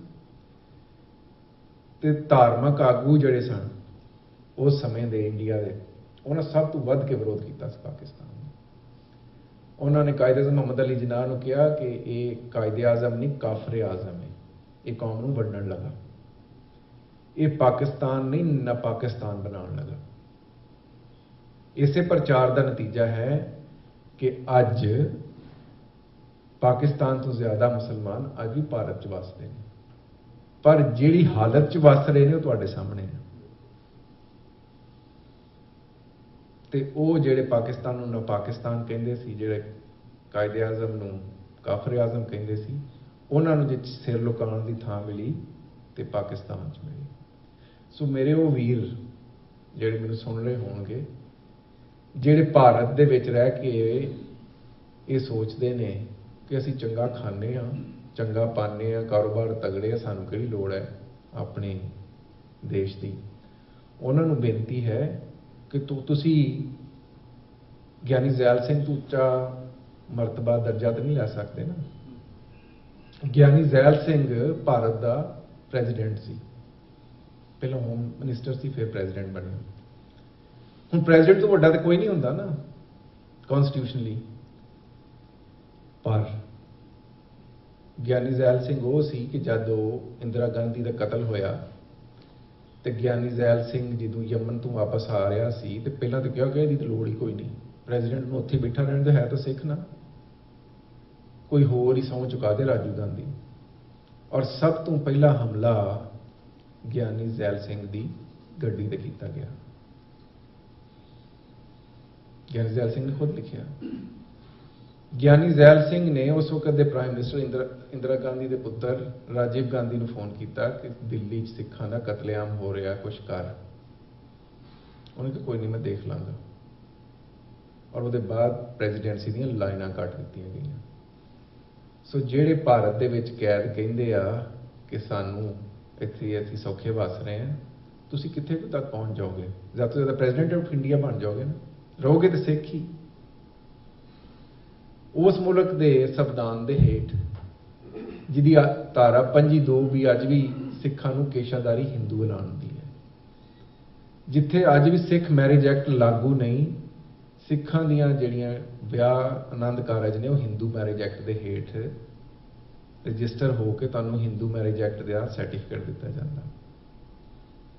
उत्थे तुसीं किन्नी कुछ तरक्की कर लोगे, तो जे कर भी लोगे तो कित्थे तक पहुँचोगे? एयर कॉमोडोर अर्जन सिंह तो अगे तो नहीं जान लगे ना, जिन्होंने पता नहीं भारत सरकार ने किन्ने मैडल तो की कुछ दिता, तो वो अपनी उस वक्त बहुत वड्डे ओहदे ते फौज दे एयरफोर्स दे सी, जब उन्होंने पंजाब हरियाणा बॉर्डर पर गड्डी रोक ली गई, उन्होंने कहा गया कि थल्ले उतर। उन्हें सब कुछ दसिया भी मैं कौन हाँ, किड्डा वड्डा मेरा रैंक है, जनरल लैवल का रैंक है मेरा इस वेले, ਤੇ ਹਰਿਆਣੇ ਦੇ ਇੱਕ ਸਿਪਾਹੀ ਨੇ ਕਿਹਾ ਹੈ ਤਾਂ ਸਿੱਖ ਨਾ। ਇਹਨਾਂ ਮਿਸਾਲਾਂ ਨੂੰ ਸਮਝ ਜਾਓ। ਔਰ ਸਭ ਤੋਂ ਵੱਡੀ ਮਿਸਾਲ ਉਹ ਕਹਿੰਦੇ ਨੇ all the religions salutes the flag। Darbar Sahib ਤੇ ਹਮਲਾ ਕਰਨ ਵਾਲਾ ਜਰਨੈਲ ਕੌਣ ਸੀ? ਭਾਵੇਂ ਅਸਾਂ ਉਹਨੂੰ ਪੰਥ ਚੋਂ ਛੇਕ ਹੀ ਦਿੱਤਾ, ਜੰਮਿਆ ਤਾਂ ਸਿੱਖਾਂ ਦੇ ਘਰ ਹੀ ਸੀ ਨਾ। ਦਰਬਾਰ ਸਾਹਿਬ ਨੂੰ ਉਹਦੀ ਕਮਾਂਡ 'ਚ ਢਾਹ ਢੇਰੀ ਕੀਤਾ ਗਿਆ। ਇਹਨੂੰ ਕਹਿੰਦੇ ਨੇ ਰਾਜ ਸੱਤਾ, ਇਹਨੂੰ ਕਹਿੰਦੇ ਨੇ ਰਾਜ ਦੀ ਤਾਕਤ। ਰਾਜ ਦੀ ਤਾਕਤ ਹੋਵੇ ਤੇ ਉਹ ਕੌਮ ਜਿਹੜੀ ਅੱਜ ਸਾਰਿਆਂ ਦਾ ਘਾਣ ਕਰ ਰਹੀ ਏ, ਉਸ ਕੌਮ ਦੇ ਬਾਂਦਰਾਂ ਨੂੰ ਵੀ ਤੁਸੀਂ ਹੱਥ ਨਹੀਂ ਲਾ ਸਕਦੇ। ਅੱਜ ਜਾ ਕੇ ਦੇਖੋ ਦਿੱਲੀ 'ਚ ਬਾਂਦਰ ਲੋਕਾਂ ਦੇ, ਇਹ ਹੱਸਣ ਦੀ ਗੱਲ ਨਹੀਂ, ਬਾਂਦਰ ਟੱਪਦੇ ਫਿਰਦੇ ਲੋਕਾਂ ਦੀ ਛੱਤਾਂ ਤੇ, ਲੋਕਾਂ ਨੂੰ ਵੱਢਦੇ ਫਿਰਦੇ, ਕੋਈ ਬੰਦਾ ਹੱਥ ਨਹੀਂ ਲਾਉਂਦਾ ਕਿ ਜਿਹਨੂੰ ਹੱਥ ਲਾਇਆ ਤਾਂ ਬਜਰੰਗ ਦਲ ਹਮਲਾ ਕਰ ਦੇਗੀ, ਸ਼ਿਵ ਸੈਨਾ ਆ ਜਾਏਗੀ ਕਿ ਤੁਸੀਂ ਹਨੂਮਾਨ ਜੀ ਦੇ ਬਾਲਕੇ ਨੂੰ ਹੱਥ ਲਾਇਆ। ਇਹ ਸ਼ਰਮ ਦੀ ਗੱਲ ਹੈ, ਹੱਸਣ ਦੀ ਨਹੀਂ, ਪਰੇਸ਼ਾਨੀ ਦੀ ਗੱਲ ਹੈ। ਪੰਜਾਬ ਦੇ ਵਿੱਚ ਗਾਵਾਂ ਅੱਜ ਟੁਰੀਆਂ ਫੇਰ ਰਹੀਆਂ ਇੱਧਰ ਉੱਧਰ, ਲੋਕਾਂ ਦੀਆਂ ਫਸਲਾਂ ਉਜਾੜ ਰਹੀਆਂ। ਉਹਨਾਂ ਗਾਵਾਂ ਨੂੰ ਕੋਈ ਹੱਥ ਨਹੀਂ ਲਾ ਸਕਦਾ। ਲੋਕਾਂ ਕੋਲ ਖਾਣ ਨੂੰ ਰੋਟੀ ਨਹੀਂ, ਉੱਥੇ ਗਊ ਆਸ਼ਰਮ ਬਣ ਰਹੇ ਆ। ਇਸ ਵਕਤ ਭਾਰਤ ਦੀਆਂ 23 ਸਟੇਟਾਂ ਦੇ ਵਿੱਚ ਗਊ ਪੈਨਸ਼ਨ ਸਕੀਮ ਸ਼ੁਰੂ ਹੋ ਗਈ। ਜਿਨ੍ਹਾਂ ਕੌਮਾਂ ਕੋਲ ਰਾਜ ਹੁੰਦਾ ਨਾ, ਉਹ ਆਪਣੇ ਬਾਂਦਰਾਂ ਨੂੰ ਵੀ ਸਾਂਭ ਸਕਦੀਆਂ, ਆਪਣੀਆਂ ਗਾਵਾਂ ਨੂੰ ਵੀ ਹੱਥ ਨਹੀਂ ਲਾਣ ਦਿੰਦੀਆਂ। ਤੇ ਤੁਹਾਡਾ ਘੱਲੂਘਾਰਾ ਕਰਾ ਕੇ, ਦਰਬਾਰ ਸਾਹਿਬ ਦੀ ਬੇਪੱਤੀ ਕਰਾ ਕੇ, ਬਲੈਕ ਰੋਜ਼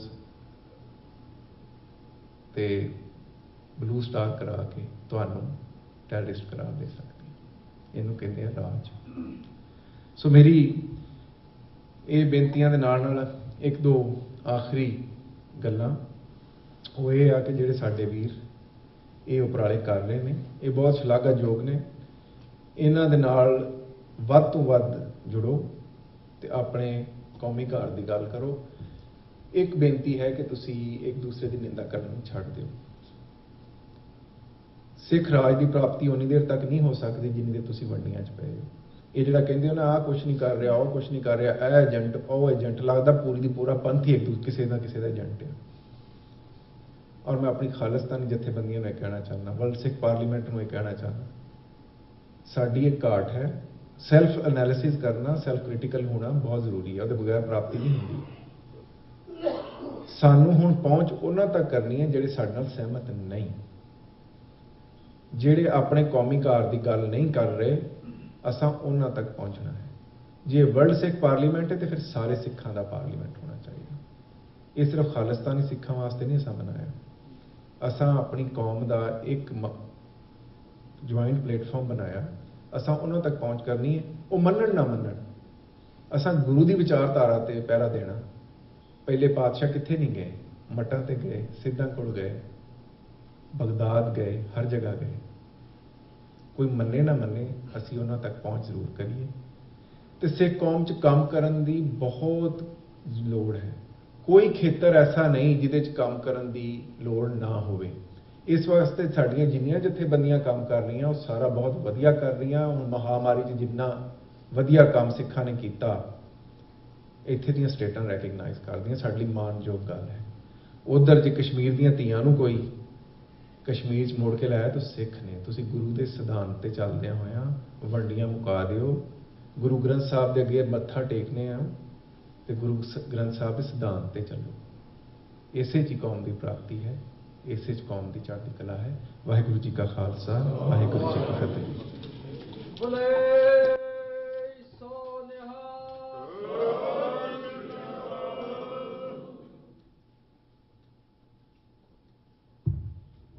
ਵਾਹਿਗੁਰੂ ਜੀ ਕਾ ਖਾਲਸਾ, ਵਾਹਿਗੁਰੂ ਜੀ ਕੀ ਫਤਿਹ। ਇਹ ਸਨ ਡਾਕਟਰ ਆਈ ਕੇ ਚੀਮਾ, ਜੋ ਸਪੈਸ਼ਲੀ ਚੇਚੇ ਤੌਰ ਤੇ UK ਤੋਂ ਆਪ ਜੀ ਦੇ ਵਿੱਚ ਹਾਜ਼ਰੀਆਂ ਭਰਨ ਲਈ ਪਹੁੰਚੇ ਆ। ਸੋ ਡਾਕਟਰ ਸਾਹਿਬ ਉਹਨਾਂ ਨੇ ਬੜੀ ਹੀ ਡਿਟੇਲ ਦੇ ਵਿੱਚ ਇਹਨਾਂ ਦੀ ਕਾਫੀ, ਜੇ ਤੁਸੀਂ ਬੈਠੋਗੇ ਉਦਮ ਉਪਰਾਲੇ ਹਨ। ਸਪੈਸ਼ਲੀ ਜਿਹੜਾ ਇਹਨਾਂ ਦਾ ਪਿਆਰ ਆ ਉਹ ਸਿੱਖ ਕੌਮ ਦੇ, ਚਾਹੇ ਉਹ ਕੈਲੀਫੋਰਨੀਆ ਦੇ ਵਿੱਚ ਡਾਕਟਰ ਪ੍ਰਿਤਪਾਲ ਸਿੰਘ ਜੀ ਹੋਣੀ ਹੋਣ, ਸਾਡੇ ਕੋਲ ਵਾਸ਼ਿੰਗਟਨ DC, ਨਿਊਯਾਰਕ ਦੇ ਵਿੱਚ ਵਿਚਰਦੇ ਡਾਕਟਰ ਅਮਰਜੀਤ ਸਿੰਘ ਜੀ ਹੋਣ, UK ਦੇ ਵਿੱਚ, ਯੂਰਪ ਦੇ ਵਿੱਚ, ਹਰ ਥਾਂ ਡਾਕਟਰ ਸਾਹਿਬ ਦੇ ਨਾਲ ਚਾਹਣ ਵਾਲੇ ਜਿਹੜੇ ਇਹਨਾਂ ਦੇ ਨਾਲ ਪਿਆਰ ਰੱਖਦੇ ਹਨ। ਸਪੈਸ਼ਲੀ ਸਿੱਖ ਕੌਮ ਵਾਸਤੇ ਕਾਫੀ ਵੱਡੇ ਵੱਡੇ ਕਾਰਜ ਕੀਤੇ ਆ। UN ਦੇ ਵਿੱਚ ਵੀ ਸਾਡੀ ਆਵਾਜ਼ ਨੂੰ, ਸਿੱਖਾਂ ਦੀ ਆਵਾਜ਼ ਨੂੰ, ਭਾਵੇਂ ਉਹ ਜਨੇਵਾ ਦੇ ਵਿੱਚ ਹੋਵੇ UN ਦੇ ਵਿੱਚ, ਜਾਂ ਹੈੱਡਕੁਆਰਟਰ ਨਿਊਯਾਰਕ ਦੇ ਵਿੱਚ ਹੋਵੇ, ਵਾਸ਼ਿੰਗਟਨ DC ਦੇ ਵਿੱਚ ਹੋਵੇ, ਹਮੇਸ਼ਾ ਹੀ ਬਹੁਤ ਵਧੀਆ ਤਰੀਕੇ ਦੇ ਨਾਲ ਜਿਹੜਾ ਰੋਲ ਅਦਾ ਕਰਦੇ ਆ ਔਰ ਸਾਨੂੰ ਗਾਈਡ ਵੀ ਕਰਦੇ ਰਹਿੰਦੇ ਆ ਵੀ ਆਪਾਂ ਨੇ ਕਿਹੜਾ ਰਸਤਾ ਅਖਤਿਆਰ ਕਰਨਾ ਹੈ, ਕਿਸ ਪਾਸੇ ਨੂੰ ਜਾਣਾ ਆ। ਔਰ ਡਾਕੂਮੈਂਟਡ ਗੱਲਾਂ ਜਿਹੜੀਆਂ ਆ ਉਹਦੇ ਵਿੱਚ ਇਹਨਾਂ ਦਾ ਐਕਸਪੀਰੀਅੰਸ, ਇਹਨਾਂ ਦੀ ਜਿਹੜੀ ਐਜੂਕੇਸ਼ਨ ਆ, ਸੋ ਉਸ ਲੈਵਲ ਦੀਆਂ ਗੱਲਾਂ ਜੋ ਆਪ ਜੀ ਨੇ ਵਿਚਾਰਾਂ ਦੇ ਵਿੱਚ ਵੀ ਸੁਣੀਆਂ। ਸੋ ਡਾਕਟਰ ਸਾਹਿਬ ਉਹਨਾਂ ਦਾ ਬਹੁਤ ਬਹੁਤ ਧੰਨਵਾਦ। ਸਾਧ ਸੰਗਤ ਜੀ, ਜਿਵੇਂ ਕਿ ਆਪ ਜੀ ਨੂੰ ਪਤਾ, ਜੂਨ 1984 ਜੋ ਭਾਰਤੀ ਹਕੂਮਤ ਨੇ ਵਰਤਾਇਆ ਔਰ ਉਸ ਗੱਲ ਦੇ ਵਿੱਚੋਂ ਹੀ ਸੰਤ ਗਿਆਨੀ ਜਰਨੈਲ ਸਿੰਘ ਜੀ ਖਾਲਸਾ ਭਿੰਡਰਾਂ ਵਾਲਿਆਂ ਦੇ ਜੋ ਬਚਨ ਸਨ ਕਿ ਜਿਸ ਦਿਨ ਭਾਰਤੀ ਹਕੂਮਤ ਨੇ ਆਪਣੇ ਜਿਹੜੇ ਕਦਮ ਜਿਹੜੇ ਦਰਬਾਰ ਸਾਹਿਬ ਦੀਆਂ ਪ੍ਰਕਰਮਾਂ ਦੇ ਵਿੱਚ ਪਾਏ, ਉਸ ਦਿਨ ਨੀਂਹ ਜਿਹੜੀ ਆ ਖਾਲਿਸਤਾਨ ਦੀ ਰੱਖੀ ਜਾਏਗੀ। ਉਸ ਦਿਨ ਖਾਲਿਸਤਾਨ ਦੀ ਨੀਂਹ ਰੱਖੀ ਗਈ ਆ। ਹਜ਼ਾਰਾਂ ਹੀ ਨੌਜਵਾਨਾਂ ਨੇ, ਉਹ ਹਥਿਆਰਬੰਦ ਸੰਘਰਸ਼ ਹੋਵੇ, ਉਸ ਦਿਨ ਤੋਂ ਸ਼ੁਰੂਆਤ ਅੱਜ ਤੱਕ ਕੰਟੀਨਿਊਟੀ।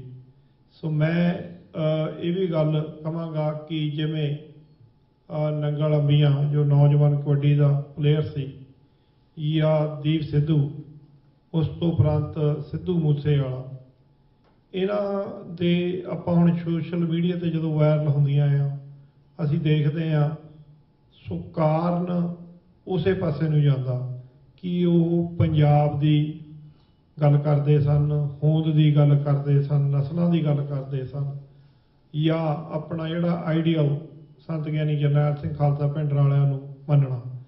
ਸੋ ਜਿਸ ਤਰੀਕੇ ਦੀਆਂ ਤਕਰੀਰਾਂ, ਮੈਸੇਜ ਜਿਹੜੀ ਉਹ ਆਪਣੀ ਐਜੂਕੇਸ਼ਨ ਦੇ ਲੈਵਲ ਦੀਆਂ ਗੱਲਾਂ ਉਹ ਕੌਮ ਦੀ ਨੌਜਵਾਨੀ ਨੂੰ ਸਮਝਾਉਂਦੇ ਸਨ, ਤਾਂ ਫਿਰ ਕਿਉਂਕਿ ਭਾਰਤੀ ਹਕੂਮਤ ਦਾ ਐਕਸਪੀਰੀਅੰਸ ਜਿਹੜਾ ਹੈਗਾ ਆ ਕਿ ਜੇ ਹੁਣ ਇਹ ਨੌਜਵਾਨ ਉੱਠ ਰਹੇ ਆ, ਇਹਨਾਂ ਦੇ ਨਾਲ ਨੌਜਵਾਨੀ ਜੁੜ ਰਹੀ ਆ, ਤਾਂ ਫਿਰ ਉਹਨਾਂ ਕੋਲ ਮਸ਼ੀਨਰੀ ਆ, ਉਹਨਾਂ ਦੀਆਂ ਏਜੰਸੀਆਂ ਆ, ਉਹਨਾਂ ਨੂੰ ਕਿਵੇਂ ਖਤਮ ਕਰਨਾ ਆ।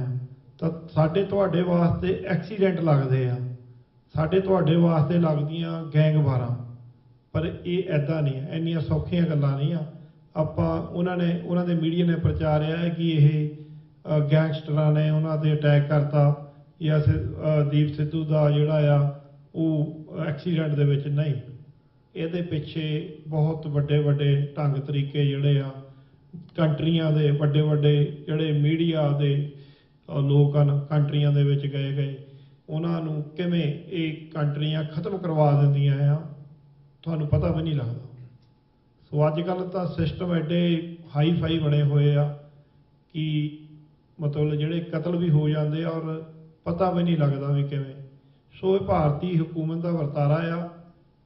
ਗੈਂਗਸਟਰ ਉਹਨਾਂ ਦੀਆਂ ਪਾਲਿਸੀਆਂ ਨੇ ਬਣਾਏ ਆ, ਸਾਡੇ ਹੀ ਜੰਮੇ ਜਾਏ ਨੌਜਵਾਨ ਪਿੰਡਾਂ ਦੇ, ਸਾਡੇ ਆਪਣੇ ਸਿੱਖ ਪਰਿਵਾਰਾਂ ਦੇ ਵਿੱਚੋਂ ਜੰਮੇ ਜਾਏ, ਔਰ ਉਹਨਾਂ ਨੌਜਵਾਨਾਂ ਨੂੰ ਇਹ ਸਿਸਟਮ ਦੀ ਜਿਹੜੀ ਆ ਉਹ ਸਾਰੀ ਉਹਨਾਂ ਦੀ ਅੱਖ ਰਹਿੰਦੀ ਆ ਕਿ ਕਿਹੜੇ ਨੌਜਵਾਨ ਆਪਣੇ ਵੱਲ ਨੂੰ ਨੌਜਵਾਨਾਂ ਨੂੰ ਖਿੱਚ ਰਹੇ ਆ, ਆਪਣੀਆਂ ਤਕਰੀਰਾਂ ਜਾਂ ਆਪਣੇ ਮੈਸੇਜਾਂ ਦੇ ਨਾਲ ਉਹਨਾਂ ਨੂੰ ਕਿਵੇਂ ਖਤਮ ਕਰਨਾ ਵੀ ਇਹ ਉੱਠ ਨਾ ਸਕੇ ਮਹਿਮ। ਪਰ ਭਾਰਤੀ ਹਕੂਮਤ ਨੂੰ ਇਹ ਮੈਸੇਜ ਆ ਕਿ ਜੇ ਸਟਾਕਟਨ ਦੀ ਧਰਤੀ 'ਤੇ ਉਸ ਵੇਲੇ ਭਾਰਤ ਨੂੰ ਆਜ਼ਾਦ ਕਰਾਉਣ ਦੇ ਵਿੱਚ ਸਾਡੇ ਗਦਰੀ ਬਾਬਿਆਂ ਦਾ ਰੂਲ ਰਿਹਾ ਆ, ਤਾਂ ਫਿਰ ਉਸ ਕੰਟਰੀ ਦੇ ਵਿੱਚੋਂ, ਡਾਇਸਪੋਰਾ ਦੇ ਵਿੱਚੋਂ ਅੱਜ ਸਿੱਖ ਨੌਜਵਾਨ ਬੱਚੇ ਬੱਚੀਆਂ ਉਹ ਇਸ ਗੱਲ ਨੂੰ ਬਖੂਬੀ ਸਮਝਦੇ ਆ ਕਿ ਅਸੀਂ ਆਪਣੇ ਪੰਜਾਬ ਨੂੰ ਭਾਰਤੀ ਹਕੂਮਤ ਦੇ ਕਬਜ਼ੇ ਦੇ ਵਿੱਚੋਂ ਕਿਵੇਂ ਆਜ਼ਾਦ ਕਰਾਉਣਾ ਆ। ਸੋ ਮੈਂ ਜ਼ਿਆਦਾ ਸਮਾਂ ਨਾ ਲੈਂਦਾ ਹੋਇਆ, ਸਾਡੇ ਵਿੱਚ doctor Amarjit Singh ji, Khalistan affair centre Washington DC, world Sikh parliament ਦੇ ਨਾਲ ਵੀ ਇਹਨਾਂ ਦੀ ਜਿਹੜੀ ਆ ਐਜ ਏ ਸਪੋਕਸਮੈਨ ਪਰਸਨ ਦੇ ਨਾਲ ਸਾਡੇ ਨਾਲ ਹਮੇਸ਼ਾ ਹੀ ਐਡਵਾਈਜ਼ ਕਰਦੇ ਆ। ਇੱਕ ਗੱਲ ਡਾਕਟਰ IK ਚੀਮਾ ਜੀ ਉਹਨਾਂ ਨੇ ਪਾਰਲੀਮੈਂਟ ਦੀ ਗੱਲ ਕਰਦੇ ਸਨ, ਮੈਂ ਜ਼ਰੂਰ ਆਪ ਜੀ ਦੇ ਨਾਲ ਸ਼ੇਅਰ ਕਰਨੀ ਚਾਹਾਂਗਾ। ਵਰਲਡ ਸਿੱਖ ਪਾਰਲੀਮੈਂਟ ਦਾ ਜਿਹੜਾ ਸਟਰਕਚਰ ਆ 1 ਮਿੰਟ ਦੇ ਵਿੱਚ ਡਾਕਟਰ ਸਾਹਿਬ ਆ ਜਾਓ ਜੀ।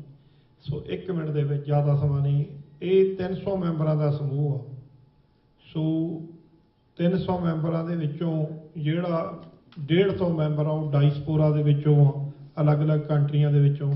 150 ਜਿਹੜਾ ਆ ਉਹ ਪੰਜਾਬ ਭਾਰਤ ਦੀਆਂ ਦੂਜੀਆਂ ਸਟੇਟਾਂ ਦੇ ਵਿੱਚੋਂ ਹਨ।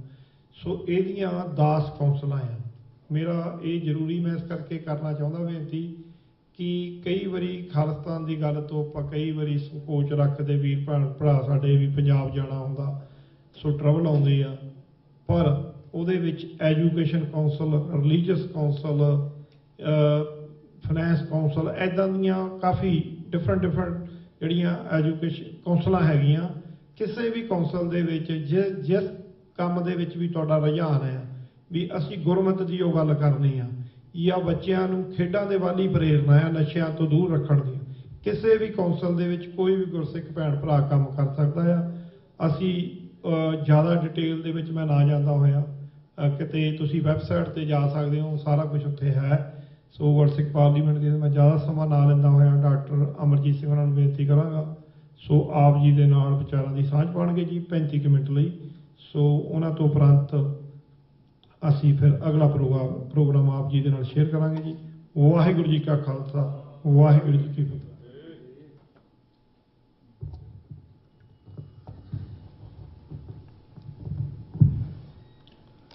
तन जियो तह को जग में, मुख ते हर चित में जुद विचारे, देह अनित ना नित रहे, जस नाव चढ़े भव सागर तारे, धीरज धाम बनाए यह तन, बुद्ध सो दीपक ज्यों उजियारे, ज्ञाने की बढ़नी मनो हाथ ले, कातरता कुतवार बुहारे। वाहिगुरु जी का खालसा, वाहिगुरु जी की फतेह। साहिब श्री गुरु ग्रंथ साहिब जी की हजूरी में जुड़े बैठे सतगुरु जी का अपना आपा गुरु खालसा साध संगत जीओ, अज की ये विचार गोष्ठी जिसनूं world Sikh parliament, Doaba Sikh association ते गुरुद्वारा साहब सिख सेंटर वालों सांझे तौर पर प्रोग्राम उलीकिया गया। डॉक्टर इकदार करामत चीमा जिन्होंने विशेष तौर पर इस विच शमूलीयत के लिए सद्दा दिता गया। पिछले हफ्ते डॉक्टर साहब 4 जून को सैन फ्रांसिस्को जिहड़ा फ्रीडम मार्च जिस 10,000 तो ज़्यादा सिख संगतां की पार्टिसिपेशन सी, सारे नॉर्थ कैलिफोर्निया के गुरुद्वारा साहबान वालों उस फ्रीडम मार्च को ऑर्गेनाइज किया जाता है हर साल। उस भी डॉक्टर साहब ने शमूलीयत की। उस तो अगले दिन जिहड़ा अमरीका की धरती ते सब तो पुराना इतिहासक गुरुद्वारे 1912 जिसका नींह पत्थर रखा गया, पैसिफिक कोस्ट खालसा दीवान सोसाइटी स्टॉकटन। और इस गल का ध्यान रहे, कदे इस न्यूयॉर्क शहर की कोलंबिया यूनिवर्सिटी दे विच एक विद्यार्थी आए भाई तेजा सिंह, जिन्होंने असी संत तेजा सिंह करके याद करते हैं। कुछ देर वो हार्वर्ड च भी रहे। और संत अतर सिंह जी मस्तुआणे वाले जिन्होंने 20वीं सदी के अंदर सिख धर्म के प्रचार च बहुत बड़ा योगदान पाया। उन्होंने अपने गैबी अनुभव, फॉरसाइटेडनैस जिन्होंने असी अंग्रेजी च कहते हैं, उस राही ये देखा सी कि एक वक्त आएगा कि डायस्पोरा दे विच बाहर उतों सिक्खी प्रफुल्लित होएगी और वो वापस इस धरती के उत्ते जिहड़ा उस सिक्खी की जाग लाएगी। इस ड्रीम के थले ये अज जे तुसी देखो कि 20वीं सदी की बिगनिंग संत तेजा सिंह होरां नूं वो पढ़न दे लई उच्च विद्या अमरीका दे विच भेजदे ने कि तुसी पढ़ाई करो। और ये वो वक्त है जदों कि वो पढ़ रहे हैं, अचानक ब्रिटिश कोलंबिया कैनेडा का जिहड़ा वड्डा सूबा है जिथे सिख सब तो पहला आए, उन्हां दे विच उस वेले दी कॉलोनीअल हुकूमत, क्योंकि ब्रिटेन दी कॉलोनी सी कैनेडा, अज भी कॉलोनी है, तुसी उन्हां दे डॉलर्स दे उत्ते राणी दी फोटो हुंदी है, ਡੋਮੀਨੀਅਨ ਸਟੇਟ ਹੈ, ਆਸਟ੍ਰੇਲੀਆ ਵੀ ਉਹਨਾਂ ਦੀ ਡੋਮੀਨੀਅਨ ਸਟੇਟ ਹੈ। ਔਰ ਉਹਨਾਂ ਨੇ ਇਹ ਫੈਸਲਾ ਕਰ ਲਿਆ ਕਿ ਵੀ ਜਿੰਨੇ ਸਿੱਖ ਨੇ ਇਹ ਇੱਥੇ ਕਦੇ ਵੀ ਪ੍ਰੋਬਲਮ ਦੇ ਸਕਦੇ ਨੇ, ਇਹਨਾਂ ਸਾਰਿਆਂ ਨੂੰ ਇਕੱਠੇ ਕਰਕੇ ਹੋਂਡੂਰਸ ਭੇਜ ਦਿੱਤਾ ਜਾਏ। ਹੋਂਡੂਰਸ ਇੱਕ ਨਿੱਕਾ ਜਿਹਾ ਸਾਊਥ ਅਮਰੀਕਾ ਦਾ ਆਈਲੈਂਡ, ਔਰ ਇਹ ਪਲਾਨ ਕਰ ਲਿਆ ਗਿਆ ਉਸ ਪੀਰੀਅਡ। ਇਹ ਸਾਰੀਆਂ ਡਿਵੈਲਪਮੈਂਟਸ ਉਸ ਤੋਂ ਪਹਿਲਾਂ ਜੋ ਕਾਮਾਗਾਟਾ ਮਾਰੂ ਜਾਂ ਅਸੀਂ ਬਾਅਦ ਦੇ ਵਿੱਚ ਦੇਖਦੇ ਹਾਂ, ਹੁਣ ਉਹ ਵਿਚਾਰੇ ਜਿਹੜੇ ਬੇਸ਼ੱਕ ਮਿਹਨਤੀ ਨੇ, ਉਹਨਾਂ ਦੀ ਥਾਂ ਹੈ, ਉਹਨਾਂ ਨੂੰ ਪਤਾ ਨਹੀਂ ਹੈ ਵੀ ਇਹ ਜਿਹੜਾ ਮੂਵ ਹੈ, ਜਿਹੜਾ ਲੈਜਿਸਲੇਸ਼ਨ ਆਟਵਾ ਦੀ ਪਾਰਲੀਮੈਂਟ 'ਚ ਲਿਆਂਦਾ, ਇਹਨੂੰ ਕਾਊਂਟਰ ਕਿਵੇਂ ਕਰਨਾ ਹੈ, ਕੀ ਕਰਨਾ ਹੈ। ਤੇ ਉਹਨਾਂ ਨੂੰ ਇਹ ਪਤਾ ਲੱਗਦਾ ਵੀ ਇਵੇਂ ਇੱਕ ਵਿਦਿਆਰਥੀ ਹੈ, ਸਟੂਡੈਂਟ ਹੈ, ਉੱਥੋਂ ਆਇਆ ਹੋਇਆ, ਉਹਨਾਂ ਨੂੰ ਉਹ ਕਹਿੰਦੇ ਨੇ ਕਿ ਜੀ ਸਾਨੂੰ ਪਤਾ ਨਹੀਂ ਲੱਗਦਾ, ਇਹ ਇਹਨਾਂ ਨੇ ਪਲਾਨ ਕਰ ਲਿਆ, ਇਵੇਂ ਕਰਨਾ ਤਾਂ ਤੁਸੀਂ ਆਓ। ਉਹ ਵਿੱਚੇ ਹੀ ਆਪਣੀ ਛੱਡ ਕੇ ਪੜ੍ਹਾਈ ਉਹ ਜਾਂਦੇ ਨੇ। ਔਰ ਇਹ ਇੱਕ ਵੱਖਰਾ ਇੱਕ ਪੂਰਾ ਚੈਪਟਰ ਹੈ ਇਸ ਸਾਰੀ ਜਿਹੜੇ ਨਾਰਥ ਅਮਰੀਕਾ ਦੇ ਵਿੱਚ ਸਿੱਖ ਆਏ, ਕਿ ਕਿਵੇਂ ਉਹ ਇੱਕ ਕੈਥੋਲਿਕ ਪ੍ਰੀਸਟ ਨੂੰ ਨਾਲ ਲੈਂਦੇ ਨੇ, ਇੱਕ ਅੱਧੇ ਯਹੂਦੀ ਨੂੰ ਲੈਂਦੇ ਨੇ, ਆਟਵਾ ਡੇਰਾ ਲਾਉਂਦੇ ਨੇ, ਪੂਰੀ ਲੌਬੀ ਹੁੰਦੀ ਹੈ। ਤੇ ਉਸ ਦੇ ਨਾਲ ਨਾਲ ਸਿੱਖ ਵੀ ਉੱਥੇ ਫੈਸਲਾ ਕਰ ਲੈਂਦੇ ਨੇ ਵੀ ਅਸੀਂ ਕੋਈ ਹੋਂਡੂਰਸ ਨਹੀਂ ਜਾਣਾ, ਉੱਥੇ ਤਾਂ ਇੰਨੀਆਂ ਲੰਮੀਆਂ ਪੁੱਛਾਂ ਵਾਲੇ ਮੱਛਰ ਨੇ, ਉੱਥੇ ਤਾਂ ਇਹ ਸਾਨੂੰ ਮਾਰਨ ਲਈ ਭੇਜਣਾ। ਉਹਨਾਂ ਕਿਹਾ ਅਸੀਂ ਸਾਰਾ ਵੈਨਕੂਵਰ ਸਾੜ ਦਿਆਂਗੇ, ਅਸੀਂ ਇੱਥੋਂ ਨਹੀਂ ਜਾਣਾ। ਇਹ ਐਫਰਟ ਸੀ ਸੰਤ ਤੇਜਾ ਸਿੰਘ ਹੋਰਾਂ ਦਾ, ਜਿਹਦੀ ਬਦੌਲਤ ਨਾ ਸਿਰਫ ਸਿੱਖ ਵਾਪਸ ਕੈਨੇਡਾ 'ਚ ਰਹੇ, ਪਰ ਉਹਨਾਂ ਨੇ ਇਹ ਰਿਅਲਾਈਜ਼ ਕੀਤਾ ਕਿ ਇਹ ਇੰਨਾ ਵੱਡਾ ਇੱਕ ਗੈਪ ਹੈ ਆਪਣੀ ਗੱਲ ਕਹਿਣ ਦੇ ਲਈ। ਪੜ੍ਹਾਈ ਪੜੂਈ ਤਾਂ ਵਿੱਚ ਹੀ ਰਹੀ, ਔਰ ਉਹਨਾਂ ਨੇ ਇਹ ਦੇਖਦੇ ਆ ਕਿ ਇਸ ਧਰਤੀ ਤੇ ਹੁਣ ਸਿੱਖੀ ਦੀ ਗੱਲ ਕਿਵੇਂ ਹੋਏ। ਉਹਨਾਂ ਦਾ ਇਹ ਡ੍ਰੀਮ ਸੀ ਕਿ ਹਰ ਗੁਰਦੁਆਰਾ ਜਿੱਥੇ ਜਿੱਥੇ ਵੀ ਸਿੱਖ, ਉਦੋਂ ਬਹੁਤ ਅਜੇ ਥੋੜੀ ਗਿਣਤੀ ਸੀ, 5000 ਤੋਂ ਵੀ ਘੱਟ ਗਿਣਤੀ ਸੀ, ਕਿ ਖਾਲਸਾ ਦੀਵਾਨ ਸੁਸਾਇਟੀ ਦੇ ਨਾਂ ਥੱਲੇ ਹਰ ਗੁਰਦੁਆਰੇ ਦਾ ਨਾਂ ਹੋਏ। ਔਰ ਪਹਿਲਾ ਗੁਰਦੁਆਰਾ ਐਬਸਫੋਰਡ ਦੇ ਵਿੱਚ ਅੱਜ ਵੀ ਉਹਦਾ ਨਾਂ ਖਾਲਸਾ ਦੀਵਾਨ ਸੁਸਾਇਟੀ ਐਬਸਫੋਰਡ ਹੈ। ਦੂਸਰਾ ਗੁਰਦੁਆਰਾ ਸਾਹਿਬ ਉਹਨਾਂ ਨੇ Khalsa Diwan society ਰੌਸ street Vancouver ਸਥਾਪਿਤ ਕੀਤਾ। ਤੇ ਤੀਸਰਾ ਜਦੋਂ ਅਮਰੀਕਾ 'ਚ ਆਏ, ਔਰ ਉਹਨਾਂ ਦੇ ਅੱਜ ਵੀ ਆਰਕਾਈਵਸ ਦੇ ਵਿੱਚ ਸਟਾਕਟਨ ਦੇ ਇਹ ਰੱਖਿਆ ਹੋਇਆ ਕਿ ਪਹਿਲੇ 5 ਜਿਨ੍ਹਾਂ ਨੇ ਕਨਸਟੀਟਿਊਸ਼ਨ ਲਿਖਿਆ ਮੁੱਖ ਸੇਵਾਦਾਰ ਸਨ, ਉਹਨਾਂ 'ਚ ਸੰਤ ਤੇਜਾ ਸਿੰਘ ਸਨ। ਉਸ ਗੁਰਦੁਆਰੇ ਦਾ ਨਾਮ ਪੈਸੀਫਿਕ ਕੋਸਟ, ਕਿਉਂਕਿ ਪੈਸੀਫਿਕ ਓਸ਼ਨ ਲੱਗਦਾ ਨਾਲ, ਖਾਲਸਾ ਦੀਵਾਨ ਸੁਸਾਇਟੀ ਸਟਾਕਟਨ ਹੈ। ਔਰ ਇਹ ਗੱਲ ਕਿਉਂਕਿ ਡਾਕਟਰ ਚੀਮਾ ਜਿਨ੍ਹਾਂ ਨੇ ਇੰਨਾ ਪ੍ਰੋਫਾਉਂਡਲੀ ਆਪਣਾ ਕੇਸ 40 ਮਿੰਟ ਦੇ ਵਿੱਚ ਪ੍ਰੈਜ਼ੈਂਟ ਕੀਤਾ ਹੈ, ਮੈਨੂੰ ਨਹੀਂ ਲੱਗਦਾ ਮੈਂ ਬਤੌਰੇ ਸਿੱਖ ਐਕਟਿਵਿਸਟ ਪਿਛਲੇ 30-35 ਸਾਲ ਤੋਂ ਪੰਥਕ ਪਿੜ 'ਚ ਹੈ, ਮੈਂ ਵੀ ਇਸ ਐਲੋਕੁਐਂਸ ਦੇ ਨਾਲ ਇੰਨੇ ਧੀਮੇ ਅੰਦਾਜ਼, ਕਿਉਂਕਿ ਸਿੱਖ ਹੋਣ ਦੇ ਨਾਤੇ ਅਸੀਂ ਕਈ ਵਾਰ ਭਾਵਕ ਵੀ ਹੁੰਦੇ ਹਾਂ, ਔਰ ਇਹਦੇ 'ਚ ਕੋਈ ਸ਼ੱਕ ਨਹੀਂ ਹੈ ਕਿ ਦੁਨੀਆ 'ਚ ਜਦੋਂ ਤੁਸੀਂ ਆਪਣਾ ਕੇਸ ਪ੍ਰੈਜ਼ੈਂਟ ਕਰਦੇ ਹੋ, ਡਾਕੂਮੈਂਟੇਸ਼ਨ, ਸਬੂਤ, ਇਹ ਬੇਸ ਹੁੰਦਾ ਹੈ। ਹੁਣ ਇਸ ਗੱਲ ਨੂੰ ਇਮੇਜਿਨ ਕਰੀਏ, ਕਿਉਂਕਿ ਉਹਨਾਂ ਨੇ ਇਹ ਪ੍ਰੂਫ ਕੀਤਾ ਕਿ ਡਾਇਸਪੋਰਾ ਕਮਿਊਨਿਟੀਜ਼ ਕਿਵੇਂ ਮੂਵਿੰਗ ਫੋਰਸ ਹੁੰਦੀਆਂ ਨੇ ਬੈਕ ਹੋਮ।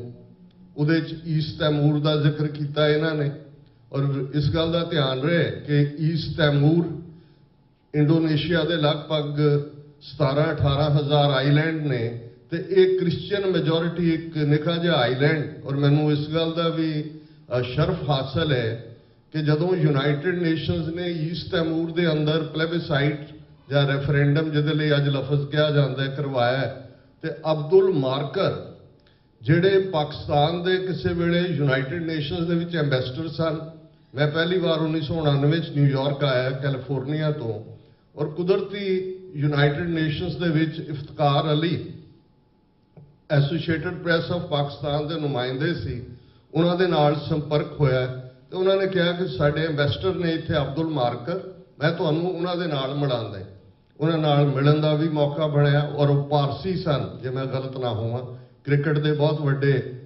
ਔਰ ਉਹ ਜਦੋਂ ਰਿਟਾਇਰ ਹੁੰਦੇ ਨੇ, ਔਰ ਉਸ ਸਾਰੇ 'ਚ ਜਿਹੜਾ ਰੈਫਰੈਂਡਮ ਈਸਟ ਤੈਮੂਰ ਦੇ ਵਿੱਚ ਹੁੰਦਾ ਹੈ, UN ਆਬਜ਼ਰਵਰ ਦੇ ਤੌਰ ਤੇ UN 'ਚ ਜਿਹੜੇ ਐਂਬੈਸਡਰ ਹੈ ਅਬਦੁਲ ਮਾਰਕਰ, ਉਸ ਨੂੰ ਪ੍ਰੀਜ਼ਾਈਡ ਕਰਦੇ ਨੇ। ਬੇਸ਼ੱਕ ਉਹਦੀ ਵੀ ਲੌਬੀ, ਜਿਹੜਾ ਬੈਪਟਿਸਟ ਚਰਚ ਹੈ ਜਿਹਨੂੰ ਅਸੀਂ ਅੱਜ ਬਾਈਬਲ ਬੈਲਟ ਕਹਿੰਦੇ ਹਾਂ, ਉਹਨਾਂ ਦੀ ਬਹੁਤ ਸਟਰੋਂਗ ਲੌਬੀ ਸੀ, ਔਰ ਉਹ ਫੈਸਲਾ ਕਰਦੇ ਨੇ ਈਸਟ ਤੈਮੂਰ ਵਾਲੇ ਵੀ ਅਸੀਂ ਇੰਡੋਨੇਸ਼ੀਆ ਦੇ ਨਾਲ ਨਹੀਂ ਰਹਿਣਾ, ਅਲੱਗ ਮੁਲਕ ਬਣਾਉਣਾ। ਅੱਜ ਈਸਟ ਤੈਮੂਰ ਇੱਕ ਅਲੱਗ ਮੁਲਕ ਹੈ। ਹੁਣ ਇਹ ਡਾਇਸਪੋਰਾ ਕਮਿਊਨਿਟੀ ਦੀ ਗੱਲ ਹੋ ਰਹੀ ਹੈ, ਔਰ ਜੇ ਅਸੀਂ ਸਟਾਕਟਨ, ਜਿਸ ਤੋਂ ਮੈਂ ਗੱਲ ਸ਼ੁਰੂ ਕੀਤੀ, ਗੁਰਦੁਆਰਾ ਸਾਹਿਬ ਸਥਾਪਿਤ ਹੋ ਜਾਂਦੇ, ਔਰ ਇਹ ਉਹ ਪੀਰੀਅਡ ਹੈ ਜਿਹਦੇ 'ਚ ਕਿ ਬ੍ਰਿਟਿਸ਼ ਕਲੋਨੀਅਲ ਰੂਲ ਨੂੰ ਉੱਥੇ ਸਭ ਨੇ ਐਕਸੈਪਟ ਕੀਤਾ ਹੋਇਆ। ਜਿਸ ਮਹਾਤਮਾ ਗਾਂਧੀ ਨੂੰ ਜਿਹਨੂੰ ਕਿਹਾ ਜਾਂਦਾ ਹੈ MK ਗਾਂਧੀ ਜਾਂ ਮਿਸਟਰ ਗਾਂਧੀ, ਜਿਵੇਂ ਮਿਸਟਰ ਜਿਨ੍ਹਾਂ ਉਹਨਾਂ ਨੂੰ ਐਡਰੈਸ ਕਰਦੇ ਸਨ ਕਾਇਦੇ ਆਜ਼ਮ, ਇਹ ਉਹ ਪੀਰੀਅਡ ਹੈ ਕਿ ਉਹ 17-18 ਸਾਲ ਸਾਊਥ ਅਫਰੀਕਾ ਦੇ ਵਿੱਚ ਅੰਗਰੇਜ਼ਾਂ ਦੀ ਗੁਲਾਮੀ ਕਰਦੇ। ਫਸਟ ਵਰਲਡ ਵਾਰ ਜਿਹੜਾ ਬਾਅਦ 'ਚ ਹੁੰਦਾ 1914 ਤੋਂ 1918 ਤੱਕ, ਉਹ ਉਹਨਾਂ ਦੇ ਮੈਡੀਕਲ ਕਾਰਪਸ ਦੇ ਵਿੱਚ ਸਰਵ ਕਰਦੇ। ਕੋਈ ਆਜ਼ਾਦੀ ਦੀ ਗੱਲ, ਕੋਈ ਇੰਡੀਪੈਂਡੈਂਸ ਨਾਂ ਦੀ ਕੋਈ ਚੀਜ਼ ਨਹੀਂ ਹੈ।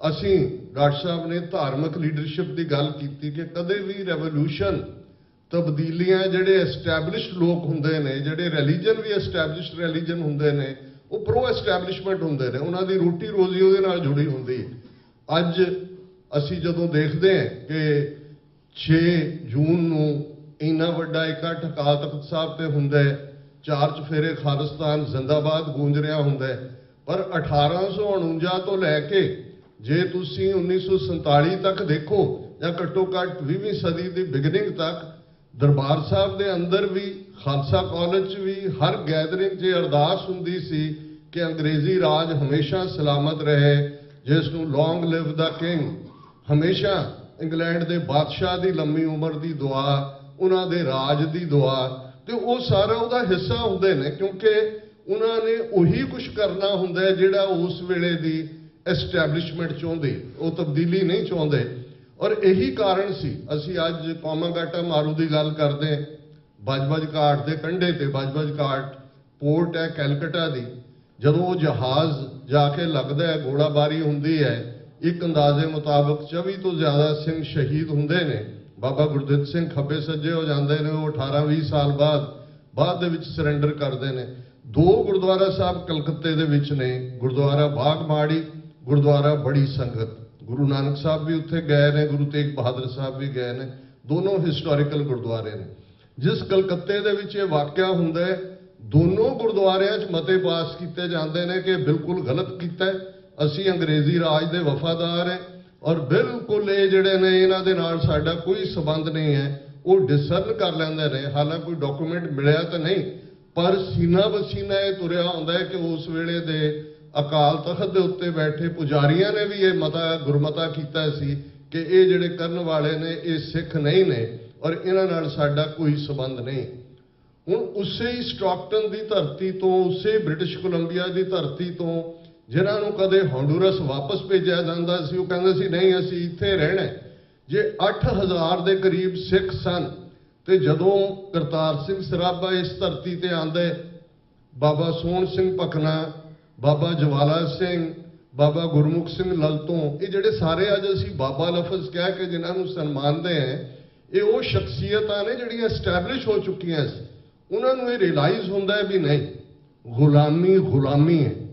ਔਰ ਇਹ ਗੱਲ ਪ੍ਰੂਵ 8000 ਚੋਂ ਲਗਭਗ 7000 ਸਿੱਖ ਛੱਡ ਜਾਂਦੇ ਨੇ, ਬ੍ਰਿਟਿਸ਼ ਕੋਲੰਬੀਆ ਵੀ, ਕੈਨੇਡਾ ਵੀ, ਕਿ ਅਸੀਂ ਗਦਰ ਮਚਾਉਣਾ। ਔਰ ਗਦਰ ਲਹਿਰ ਦਾ ਸਬੰਧ ਸਿਰਫ ਅਮਰੀਕਾ ਕੈਲੀਫੋਰਨੀਆ ਤੱਕ ਨਹੀਂ ਸੀ, ਲਗਭਗ 18 ਮੁਲਕਾਂ ਚੋਂ, ਸ਼ੰਘਾਈ, ਫਿਲੀਪੀਨਜ਼ ਔਰ ਸਾਊਥ ਅਮਰੀਕਾ ਚੋਂ ਵੀ ਉਹ ਮਾਰਚ ਕਰਕੇ ਗਏ।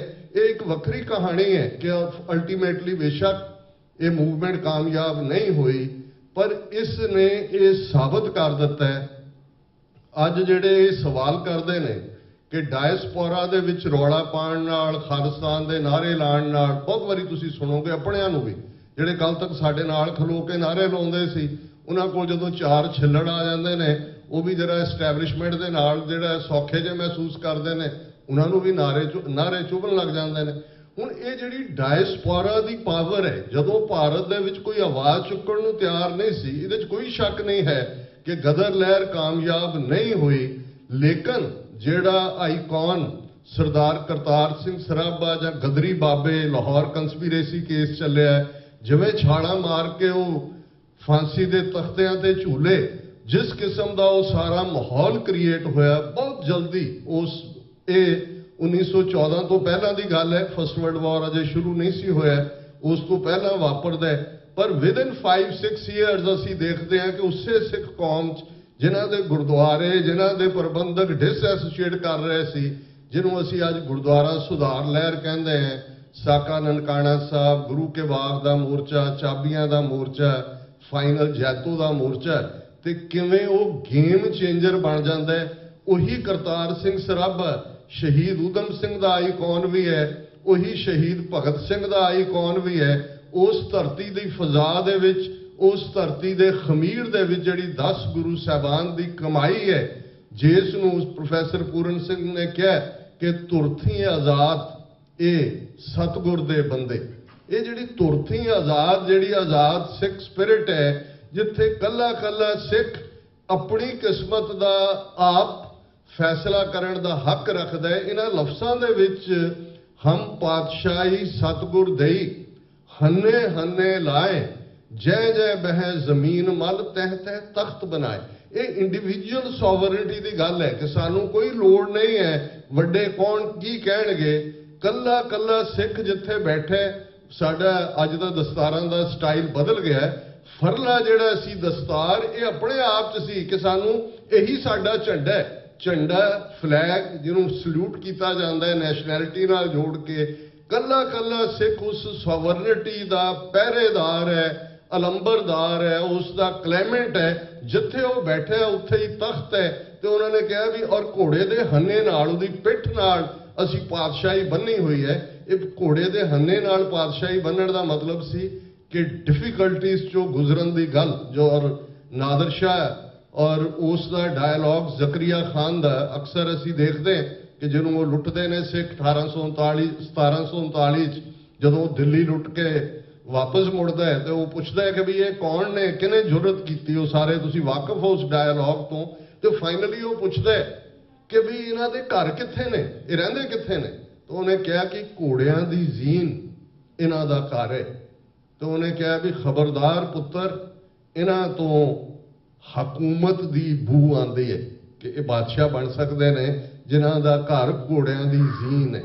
ये है डिफिकल्टीज चो गुजरना। क्रिश्चियनिटी च भी एक कॉन्सैप्ट है, भावें उसकी कॉनोटेशन डिफरेंट है, from cross to crown. Cross ते सलीब ते जीसस लटकते हैं, हालां वो किंगडम ऑफ हैवन की गल करते हैं कि भाई जिहड़े क्रॉस ते लटक जाते हैं उन्होंने किंगडम ऑफ हैवन मिलता है। असी पंजाबी दे विच तख्ते तो तख्त की गल करते हैं तो असी वो हैवन तो सतगुरु जानता है कौन किनू की मिलना है, कि नेड़े है कि दूर, किने नेड़े होना है किने दूर होना है।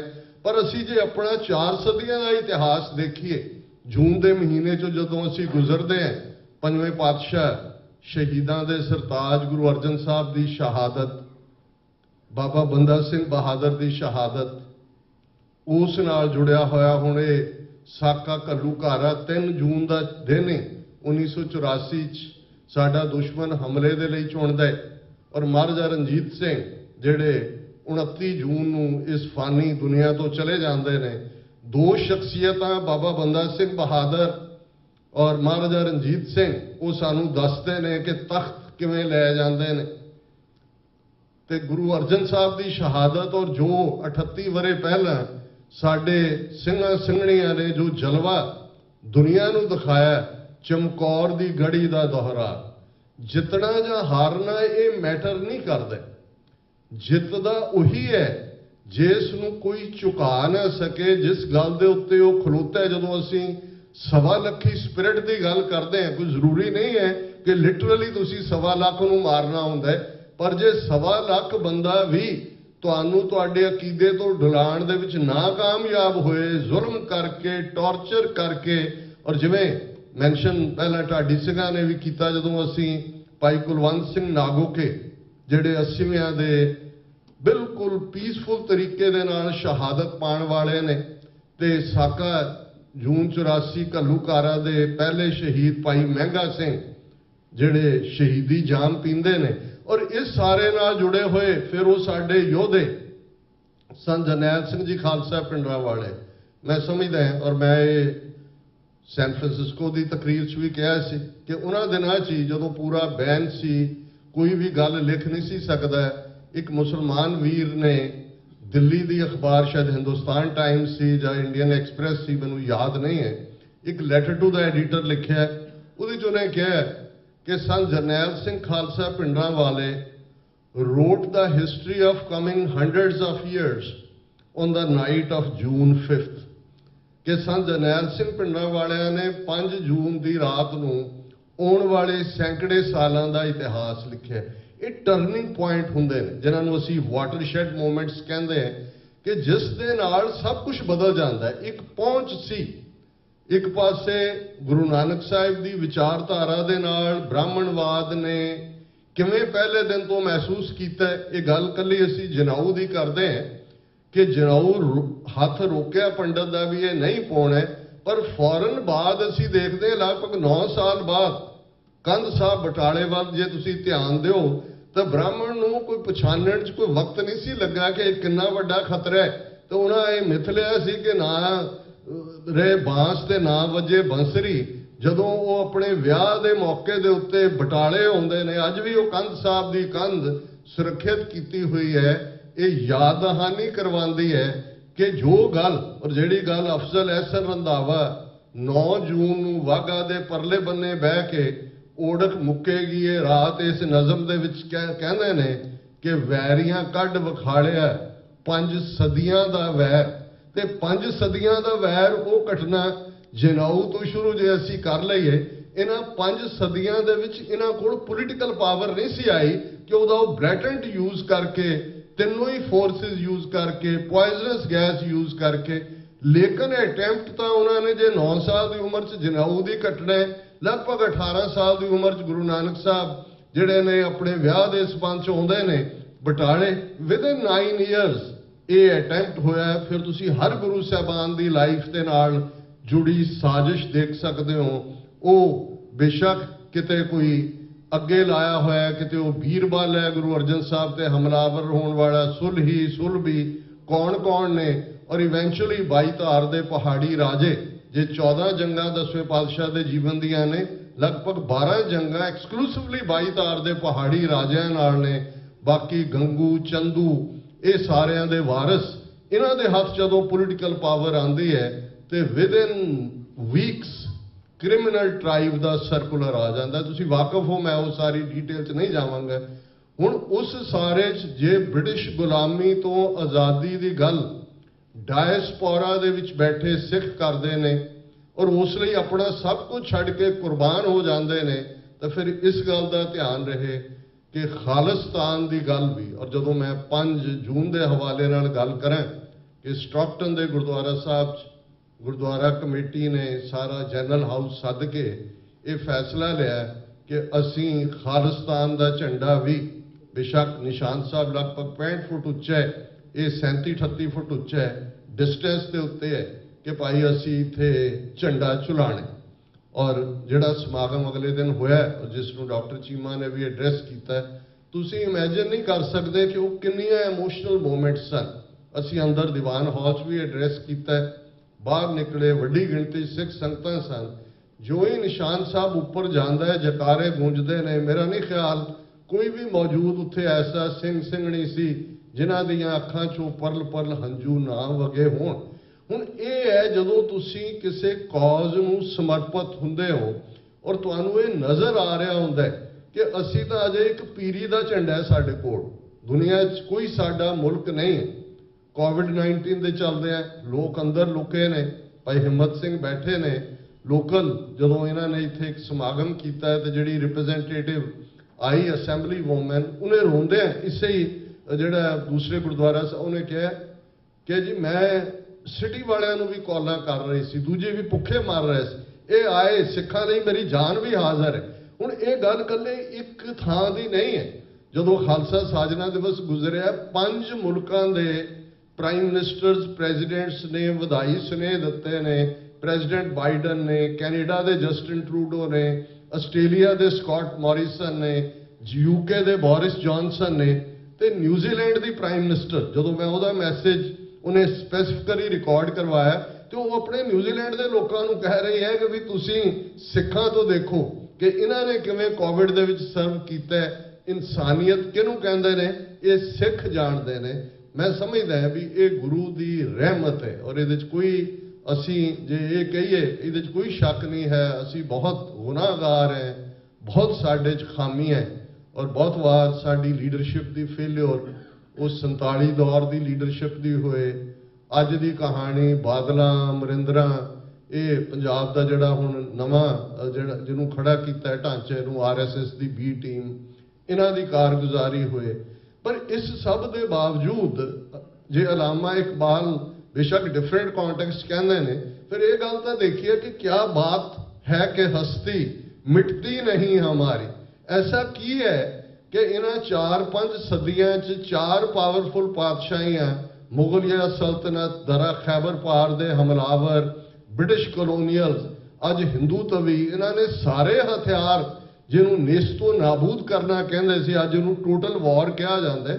जून का पहला हफ्ता है इनफैक्ट टोटल वॉर, जेनोसाइड सिर्फ फिजिकल नहीं होता, किलिंग्स तक महदूद नहीं होता है, ये इकोनॉमिकल जेनोसाइड भी है, स्टैटिस्टिकल जेनोसाइड भी है, जिन्होंने डॉक्टर चीमा ने कहा कि किवें डेमोग्राफी बदली जाती है, ये तुहाडा कल्चरल जिहड़ा जेनोसाइड भी होंदा है। और यही गल मिलान कुंद्रा एक वड्डे फ्रीलैंसर थिंकर भी होए ने, उन्होंने हर फ्रीडम मूवमेंट वाले कोट करते हैं, उन्होंने कोट मैं भी करदा अक्सर, जिहदे च उन्होंने कहा कि the first step towards liquidation of a people is to destroy its books, its culture, its history, then have somebody to write new books, create new culture, invent new history.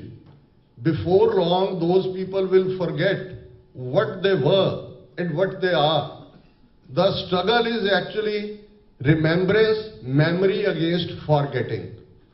कि पहला स्टैप जदों भी कोई सभ्याचार कोई मुल्क किसी कौम नूं तबाह करना चाहता है, वो उसका कल्चर तहजीब नूं डिस्ट्रॉय करता है, उहदियां किताबां नूं डिस्ट्रॉय करता है, उसकी हिस्ट्री नूं डिस्ट्रॉय करता है। फिर वो एक नवा कल्चर सिरजदे ने, नवा इतिहास लिखवाते ने, नवी तहजीब सिरजदे ने। वक्त पा के वो लोग खुद ही भुल जाते हैं कि वो की सन ते की बन गए ने। उन्हें कहा भी स्ट्रगल है ही मैमरी भुल जान और याद रखने के विचाले। तो जे असी जी टोटल वॉर सिख कौम के उत्ते भरपा की गई पिछले 75 साल तो, इस नूं जे असी ध्यान नाल देखांगे तो मिलान कुंद्रा की एक एक गल अज पंजाबी जबान नूं लैके जिवें जिक्र होया पंजाबी सूबे तक असी पहुंचे, पर तुसी देखो आ 3 महीने च RSS की B टीम की सरकार बनी है। भाखड़े दे रहिंदे जिहड़े 2 मैंबर सी पंजाब दे वो भी जांदे लगे। चंडीगढ़ का जो हशर पहला कीता सी, आ 2 दिन पहला TV 84 की साडी पंजाब की टीम ने कवर भी किया है। सैकड़े स्टूडेंट पंजाब यूनिवर्सिटी चंडीगढ़ दे, हालांकि उन्होंने लीड PSU की ब्रांच कर रही है, उस तो पहला जिहड़ा सिख स्टूडेंट्स ने भी किया अपने तौर पर, कि हुण पंजाब यूनिवर्सिटी चंडीगढ़ सीधी सेंटर के हवाले की जा रही है। किस किस्म का उन्होंने लाठी चार्ज होंदा है, बच्चियां नाल किवें डील किया जाता है। दूजा कि यूनिवर्सिटी लाहौर चों निकली, पंजाब यूनिवर्सिटी शिमला आई, फिर गढ़दिवाला थोड़ी देर रही, पंजाब यूनिवर्सिटी चंडीगढ़ से स्टैबलिश हुई। अज वो भी जिहड़ा है वो सेंटर के हवाले करन दी लाइन है।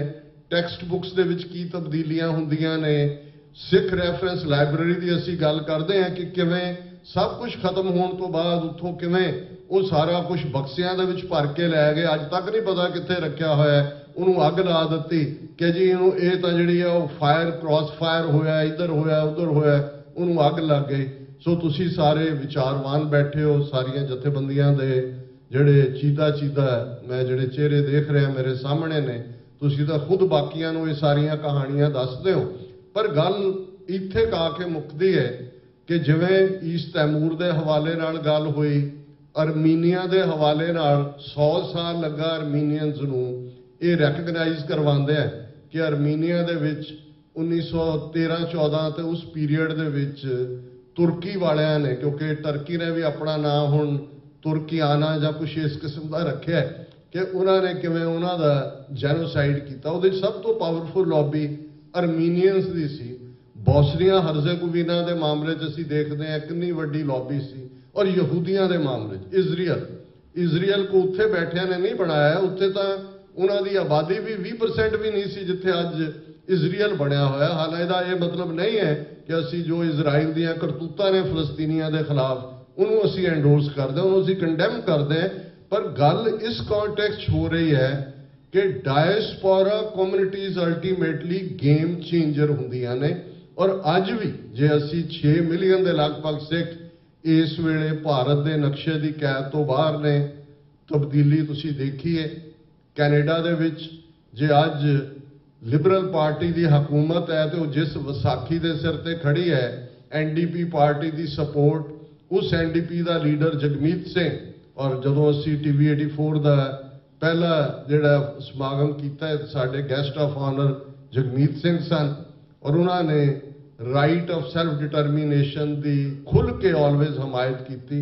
उन्होंने भारत का वीज़ा तक नहीं दिता जाता, पर यह साडा पोलिटिकल मसल है कि 17-18 मैंबर पार्लीमेंट ने, और दूसरी पार्टी जिहड़ी है लिबरल तो बाद जिहड़ी इनफैक्ट अज जे हुकूमत का कोई सहारा है तो वो है वो राइट ऑफ सेल्फ डिटरमीनेशन की हमायती है।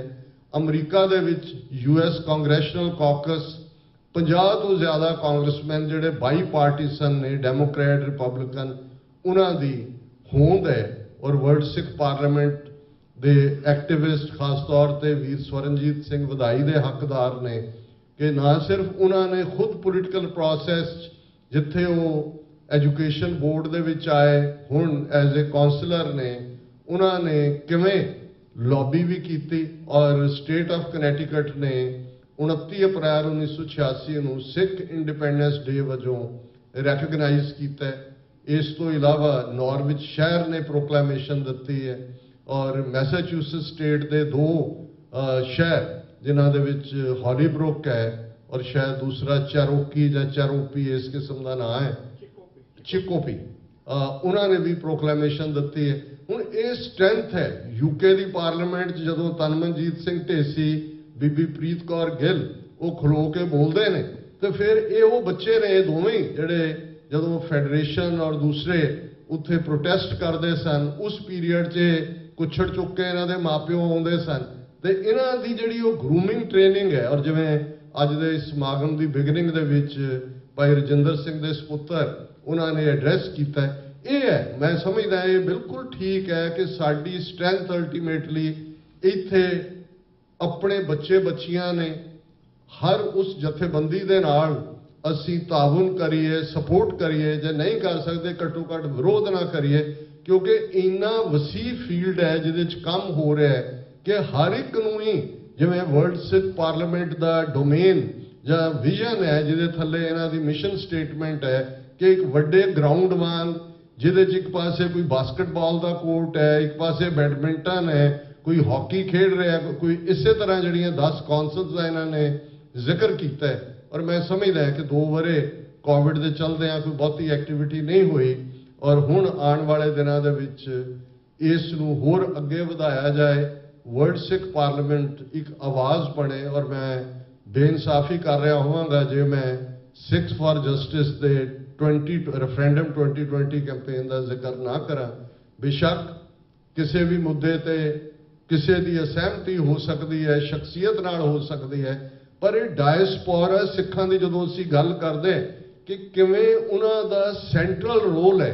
ब्रिटेन दे विच वोटां पैंदियां ने, इटली च पैंदियां ने, ब्रिटेन च जदों होया किसान मूवमेंट चल रही सी, और जिहड़ा भारत दे विच और दुनिया भर सिख डायस्पोरा उही जिहड़े खालिस्तान के झंडा बरदार ने उही किसान लहर के सपोर्ट के भी झंडा बरदार सी, और उन्होंने एजेंसियां ने कंक्लूड किया भी ये खालिस्तान बन गया, ये तो फिर इत्थों लैके मुड़नगे, मनो इन्हां दी गल, ये उत्थे बैठे कामरेडी लाना जो मर्जी अपने पिठ ते थापी मारी जान, पर यह डायस्पोरा सिखां दा खालिस्तान के झंडा बरदारां दी जित सी कि गुरु नानक साहब के प्रकाश पुरब के मौके ते 9 नवंबर 2019 जदों असी करतारपुर साहब कॉरीडोर खुलण की गल करते, और ये भी एक मैं नहीं समझदा कि भी ये कोइंसीडेंस है, ये उन्होंने डेट चुनी 9 नवंबर का दिन ही वो दिन है जिस दिन अलामा इकबाल का यौमे मुबारक है, उन्होंने जन्मदिन है। और जिस दिन करतारपुर साहब का कॉरीडोर खुलदा है तो मेरे मन दे विच यही लाइनां आ रही सी, और जिहड़ी सांझ डॉक्टर इकदार करामत चीमा सिख कौम के नाल निभा रहे हैं, ये गुरु नानक की बाणी, भाई मरदाने की रबाब, साईं मियाँ मीर दा आके हरमंदर साहब का संगे बुनियाद रखना, उही पीर बुद्धू शाह जिहड़ा अपने पुत्रां और अपने मुरीदां दे नाल पहले भंगाणी का युद्ध ਜਿਹੜਾ ਐਕਸਕਲੂਸਿਵ ਹਿੰਦੂ ਪਹਾੜੀ ਰਾਜਿਆਂ ਨਾਲ ਹੁੰਦਾ ਹੈ, ਉੱਥੇ ਸਿੱਖਾਂ ਤੇ ਮੁਸਲਮਾਨਾਂ ਦਾ ਪੀਰ ਬੁੱਧੂ ਸ਼ਾਹ ਜਿਹੜੇ ਸੈਯਦ ਪੀਰ ਨੇ ਉਹਨਾਂ ਦੇ ਪੁੱਤਰ ਮੁਰੀਦਾਂ ਦਾ ਖੂਨ ਤੇ ਸਿੱਖਾਂ ਦਾ ਖੂਨ ਜਿਹਦੇ 'ਚ ਗੁਰੂ ਕਲਗੀਧਰ ਪਾਤਸ਼ਾਹ ਦੇ ਆਪਣੇ ਭਰਾ ਨੇ ਭੂਆ ਦੇ ਪੁੱਤਰ ਉਹ ਸਾਂਝੇ ਤੌਰ ਤੇ ਡੁੱਲਦਾ ਹੈ। ਤੇ ਫਿਰ ਨਬੀ ਖਾਨ, ਗਨੀ ਖਾਨ, ਸ਼ੇਰ ਮੁਹੰਮਦ ਖਾਨ, ਇਹ ਸਾਰਾ ਹਿਸਟਰੀ ਇਹ ਸਿੰਬਲ ਨਹੀਂ ਨੇ, ਹਿਸਟਰੀ ਇਵੇਂ ਹੀ ਅੱਗੇ ਤੁਰਦੀ ਹੈ। ਤੇ ਉਸੇ ਹੀ ਅਲਾਮਾ ਇਕਬਾਲ ਨੇ ਕਦੇ ਇਸ ਸਾਰੇ ਬਾਰੇ ਕਿਹਾ ਸੀ, ਬੁੱਧ ਤੋਂ ਬਾਅਦ ਗੱਲ ਕਰਦੇ ਆ ਕਿ ਦੁਸ਼ਮਨ ਕੌਣ ਹੈ। ਉਹਨਾਂ ਨੇ ਕਿਹਾ ਵੀ ਬ੍ਰਾਹਮਣ सरशार है अब तक मैं पिंदार में शमाए गौतम जल रही है महफिले अग्यार में, कि इत्थे अज भी ब्राह्मण बैठा होया उवें ही हंकारिया होया मैं पिंदार उस शराब नूं पी के हंकार दी। और बुद्ध दी गल महफिले अग्यार दूसरे मुल्कां च है ते गुरु नानक साहब नूं जे सब तो बेस्ट ट्रिब्यूट अज तक शायद किसी सिख वालों भी जे ना दित्ती गई होए ਤੇ ਉਹ ਅਲਾਮਾ ਇਕਬਾਲ ਦੀ ਹੈ, ਜਿਹਦੇ 'ਚ ਉਹ ਕਹਿੰਦਾ ਹੈ कि बुत कदा फिर बाद मुद्दत के मगर रोशन हुआ, नूरे अब्राहिम से आज़र का घर रोशन हुआ, आह शूदर के लिए हिंदुस्तान गम खाना है, दर्द इंसानी से इस बस्ती का दिल बेगाना है, फिर उठी आखिर सदा तौहीद की पंजाब से, हिंद को एक मर्द कामिल ने जगाया ख्वाब से। कि बुत परस्तां दा मुल्क बुद्ध तो बाद 2000 साल बाद फिर रोशन होया, मानो आज़र दे घर च अब्राहिम पैदा होए। हुण अब्राहिम ईसाइयां दे भी पैगंबर ने, वो मुसलमान हजरत इब्राहिम कहंदे ने, यहूदियां दे तां पैगंबर है ही है ने। अलामा इकबाल नूं गुरु नानक साहब जिहड़े ने वो अब्राहम जिवें आ गया होए तीनों ही मजहबां दा पैगंबर, और यही तौहीद दी सांझ लगातारता नाल तुरदी है। और मोदी उसे गुरु नानक साहब दे प्रकाश पुरब दे मौके गोडे टेक के कहंदा है कि मैं तीनों खेती कानून वापस लै रहा। ये छोटा करिश्मा नहीं है, करिश्मा यही है, करामात यही है। सतगुरु रहमत करन ये साडा केसरी काफला अल्टीमेटली बहुत जल्द दरियाए जमुना तो वाघा तक independent sovereign nation Khalistan liberate करवाएगा। किसी नूं कोई शक शुबा नहीं होना चाहिए। गुरु आप सहाई होणगे।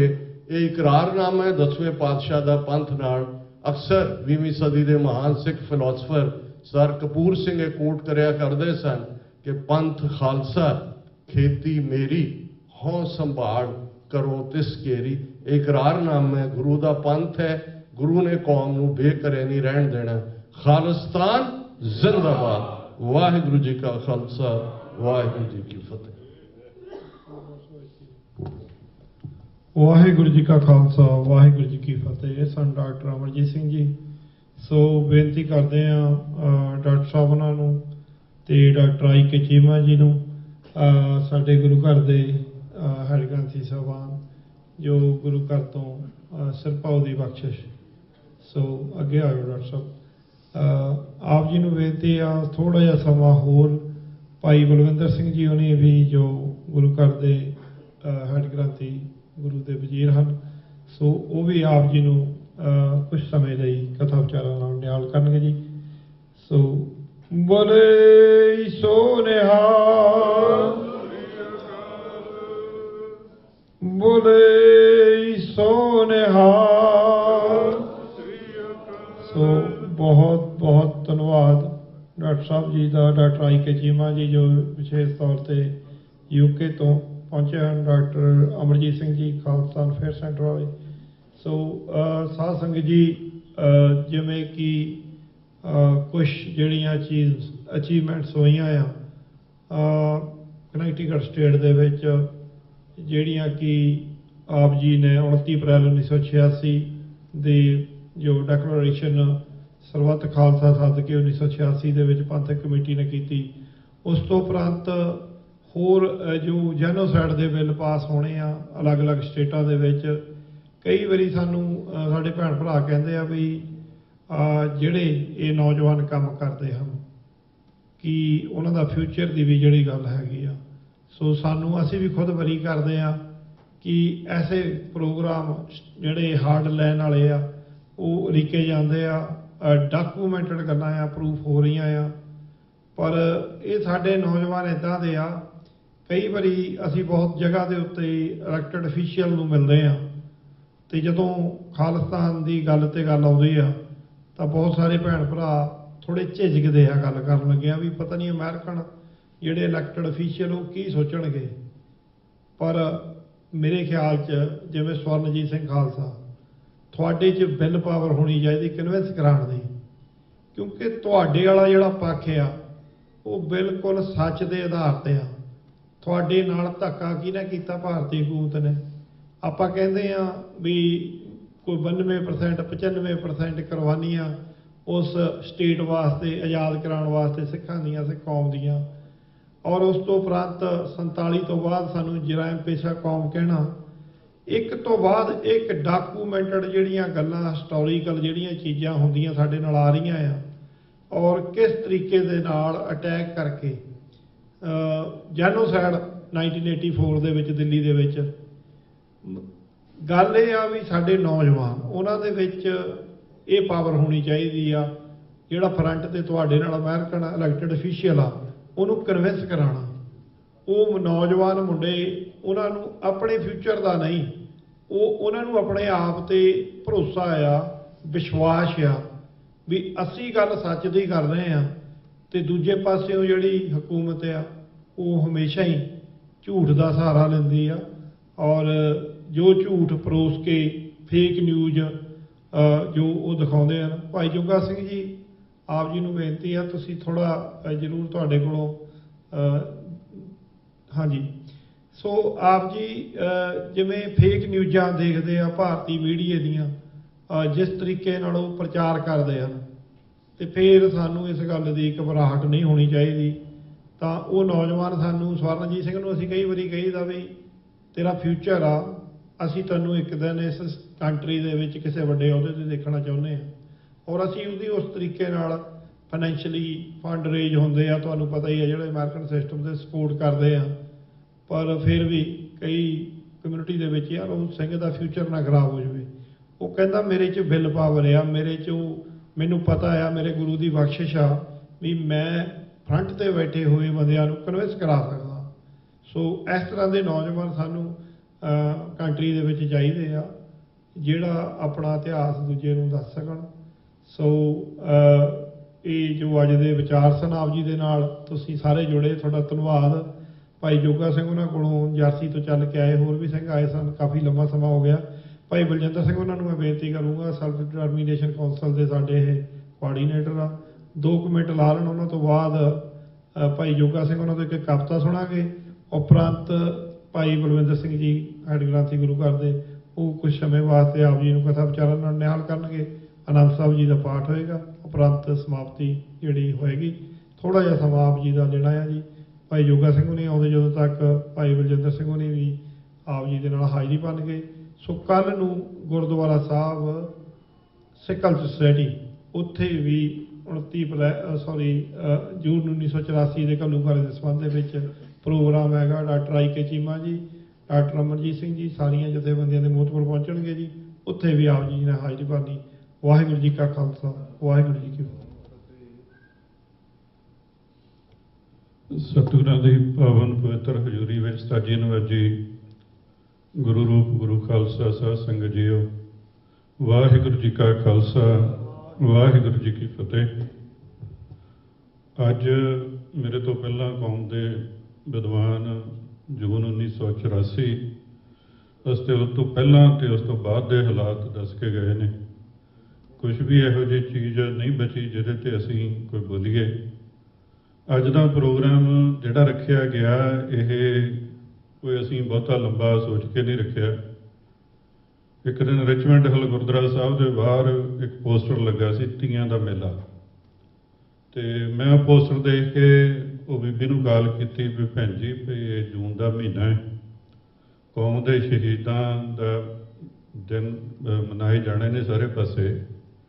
ਸਿੱਖ ਕੌਮ ਦੇ ਹਿਰਦੇ ਦੇ ਵਿੱਚ ਖੰਜਰ ਵਾਂਗੂ ਚੁੱਭਿਆ ਇਹ ਮੰਨਿਆ ਵੀ ਤੁਸੀਂ ਇਹ ਮਹੀਨੇ ਦੇ ਵਿੱਚ ਤੀਆਂ ਦਾ ਮੇਲਾ ਕਿੱਦਾਂ ਲੈ ਆਉਂਦਾ। ਤੀਆਂ ਦਾ ਮੇਲਾ ਤੇ ਬੀਬੀਆਂ ਅਗਸਤ ਜਾਂ ਸਤੰਬਰ 'ਚ ਮਨਾਉਂਦੀਆਂ। ਤੇ ਉਹਨੂੰ ਇਹ ਵੀ ਕਿਹਾ ਵੀ ਸਾਡਾ ਜ਼ੋਰ ਕੋਈ ਨਹੀਂ, ਪਰ ਜੇ ਤੁਸੀਂ ਇਹਨੂੰ ਅੱਗੇ ਪਿੱਛੇ ਕਰ ਲਵੋ ਤਾਂ ਚੰਗੀ ਗੱਲ। ਉਹਨੇ ਭੈਣ ਨੇ ਕਿਹਾ ਵੀ ਭਰਾਵਾ ਜੇ ਤੂੰ ਕਹਿਣਾ ਵੀ ਮੇਰਾ ਖਰਚਾ ਕਾਫੀ ਹੋ ਗਿਆ, ਵੀ ਮੈਂ ਤੇਰੇ ਕਹੇ ਤੇ ਮੰਨ ਤਾਂ ਜਾਂਦੀ ਹਾਂ, ਵੀ ਬਾਕੀ ਇਹਦੇ ਤੋਂ ਵੱਧ ਖਰਚਾ ਅਸੀਂ ਕਰ ਚੁੱਕੇ ਹਾਂ। ਤੇ ਫਿਰ ਦੂਸਰੇ ਦਿਨ ਉਹ ਹਿੰਮਤ ਸਿੰਘ ਨੂੰ ਕਹਿੰਦੀ ਵੀ ਖਰਚਾ ਤਾਂ ਮੈਂ ਸਾਰਾ ਕਰ ਦਿੱਤਾ, ਵੀ ਤੁਸੀਂ ਇਹ ਲੋਕੇਸ਼ਨ ਵਰਤ ਲਓ। ਜਦੋਂ ਗੱਲ ਆਈ ਵੀ ਵਰਤਣ ਦੀ, ਅਸੀਂ ਕਿਹਾ ਚਲੋ ਸੈਮੀਨਾਰ ਰੱਖਦੇ ਹਾਂ। ਡਾਕਟਰ ਸਾਹਿਬ ਦਾ ਪਤਾ ਸੀ ਕਿ ਨਹੀਂ ਕੈਲੀਫੋਰਨੀਆ ਆਉਣਾ ਹੈ, ਤੇ ਇੱਕ ਦੋ ਹੋਰ ਬੁਲਾਰੇ ਪ੍ਰਭ ਸ਼ਰਨਦੀਪ ਸਿੰਘ ਉਹਨਾਂ ਨੂੰ ਵੀ ਕਿਹਾ ਵੀ ਤੁਸੀਂ ਵੀ ਆਓ। ਤੇ ਇੱਕ ਬਹੁਤ ਸਾਰਾ ਸਾਡੇ ਕੋਲ ਵੱਡਾ ਹਾਲ ਸਾਨੂੰ ਫ੍ਰੀ 'ਚ ਮਿਲਦਾ ਸੀ। ਇਹਨਾਂ ਨੂੰ ਬੁਲਾਰਿਆਂ ਨੂੰ ਅਸੀਂ ਸੱਦ ਬੈਠੇ, ਤੇ ਦੂਸਰੇ ਤੀਸਰੇ ਦਿਨ ਉਹ ਬੀਬੀ ਵੀ ਮੁੱਕਰ ਗਈ, ਪੈਸੇ ਪੂਰੇ ਨਹੀਂ ਦਿੱਤੇ, ਵੀ ਅੱਧੇ ਤੁਸੀਂ 14,000 ਹੋਰ ਦੇਣਾ। ਤੇ ਅਸੀਂ ਆਲੇ ਦੁਆਲਾ ਦੇਖੀਏ ਹੁਣ ਕੀ ਕਰੀਏ। ਤੇ ਫਿਰ ਸੋਚਿਆ ਵੀ ਚਲੋ ਗੁਰਦੁਆਰਾ ਸਾਹਿਬ ਰਿਚਮੰਡ ਹਿੱਲ ਲੱਭੀਏ। ਰਿਚਮੰਡ ਹਿੱਲ ਸੰਗਤ ਜ਼ਿਆਦਾ ਹੁੰਦੀ ਹੈ। ਉੱਥੇ ਦੇਖਿਆ ਤੇ ਉੱਥੇ ਕੋਈ ਆਨੰਦ ਕਾਰਜ ਦਾ ਸਮਾਂ ਸੀ, ਤੇ ਫਿਰ ਗੁਰਦੁਆਰਾ ਸਾਹਿਬ 222 ਇੱਥੇ ਦਾ ਪ੍ਰੋਗਰਾਮ ਰੱਖਿਆ। ਅੱਜ ਦਾ ਉਹ ਦਿਹਾੜਾ ਕਿੱਥੋਂ ਤੀਆਂ ਦੇ ਮੇਲੇ ਤੋਂ ਚੱਲ ਕੇ ਅਸੀਂ ਇੱਥੇ ਪਹੁੰਚੇ ਹਾਂ। ਡਾਕਟਰ ਸਾਹਿਬ ਦੇ, ਡਾਕਟਰ ਅਮਰਜੀਤ ਸਿੰਘ ਉਹਨਾਂ ਦੇ ਦਰਸ਼ਨ ਹੋਏ ਨੇ। ਕੌਮ ਦੇ ਮਹਾਨ ਸ਼ਹੀਦਾਂ ਦੀਆਂ ਗੱਲਾਂ ਹੋਈਆਂ। ਨਹੀਂ ਤੇ ਜੇ ਉਹ ਪ੍ਰੋਗਰਾਮ ਹੁੰਦਾ ਤੇ ਉੱਥੇ 600-700 ਬੰਦੇ ਨੇ ਜਾਂ ਬੀਬੀਆਂ ਨੇ ਅੱਜ ਕਿਹੜੇ ਢੰਗ ਦੇ ਨਾਲ ਅੱਜ ਦਾ ਦਿਨ ਮਨਾਉਣਾ ਸੀ। ਘੱਟੋ ਘੱਟ ਬੀਬੀਆਂ ਇੱਥੇ ਬੈਠੀਆਂ ਨੇ ਜਾਂ ਘਰੇ ਬੈਠ ਕੇ ਕੋਈ ਸ਼ਹੀਦਾਂ ਦੀ ਗੱਲ ਕਰਦੀਆਂ। ਸੋ ਮੈਂ ਤਾਂ ਇਹੀ ਗੱਲ ਕਰੂੰਗਾ ਕਿ ਕੱਲ੍ਹ ਨੂੰ ਗੁਰਦੁਆਰਾ ਸਾਹਿਬ ਰਿਚਮੰਡ ਹਿੱਲ ਸਿੱਖ ਕਲਚਰਲ ਸੁਸਾਇਟੀ ਵਿਖੇ ਜੋ ਸਾਡਾ ਪਹਿਲਾ ਪ੍ਰੋਗਰਾਮ ਲਿਖਿਆ ਸੀ, ਉਹ ਇੱਕ ਸ਼ਹੀਦੀ ਸਮਾਗਮ ਦਾ ਪ੍ਰੋਗਰਾਮ ਹੈ। ਸੰਗਤ ਵੱਧ ਤੋਂ ਵੱਧ ਗਿਣਤੀ ਵਿੱਚ ਉੱਥੇ ਪਹੁੰਚੇ। ਸਾਡਾ ਇਹ ਜੁਝਾਰੂਆਂ ਦਾ ਇਕੱਠ ਆ, ਸਾਡਾ ਕੋਈ ਅਸੀਂ ਭੀੜਾਂ ਵਿੱਚੋਂ ਨਹੀਂ ਉੱਠੇ, ਅਸੀਂ ਵੱਖਰੇ ਹੀ ਚੱਲਦੇ ਹਾਂ। ਆਮ ਬੰਦਿਆਂ ਨਾਲੋਂ ਥੋੜ੍ਹੇ ਗੁਰੂ ਸਾਹਿਬ ਦੀ ਕਿਰਪਾ ਦੇ ਨਾਲ ਖਾਸ ਰਸਤਾ ਚੁਣਿਆ ਤੇ ਇੱਧਰਲੇ ਪਾਸੇ ਚੱਲੇ ਹਾਂ। ਜਿੰਨੇ ਵੀ ਤੁਸੀਂ ਚੱਲ ਕੇ ਆਏ ਹੋ, ਤੁਹਾਡਾ ਬਹੁਤ ਬਹੁਤ ਧੰਨਵਾਦ।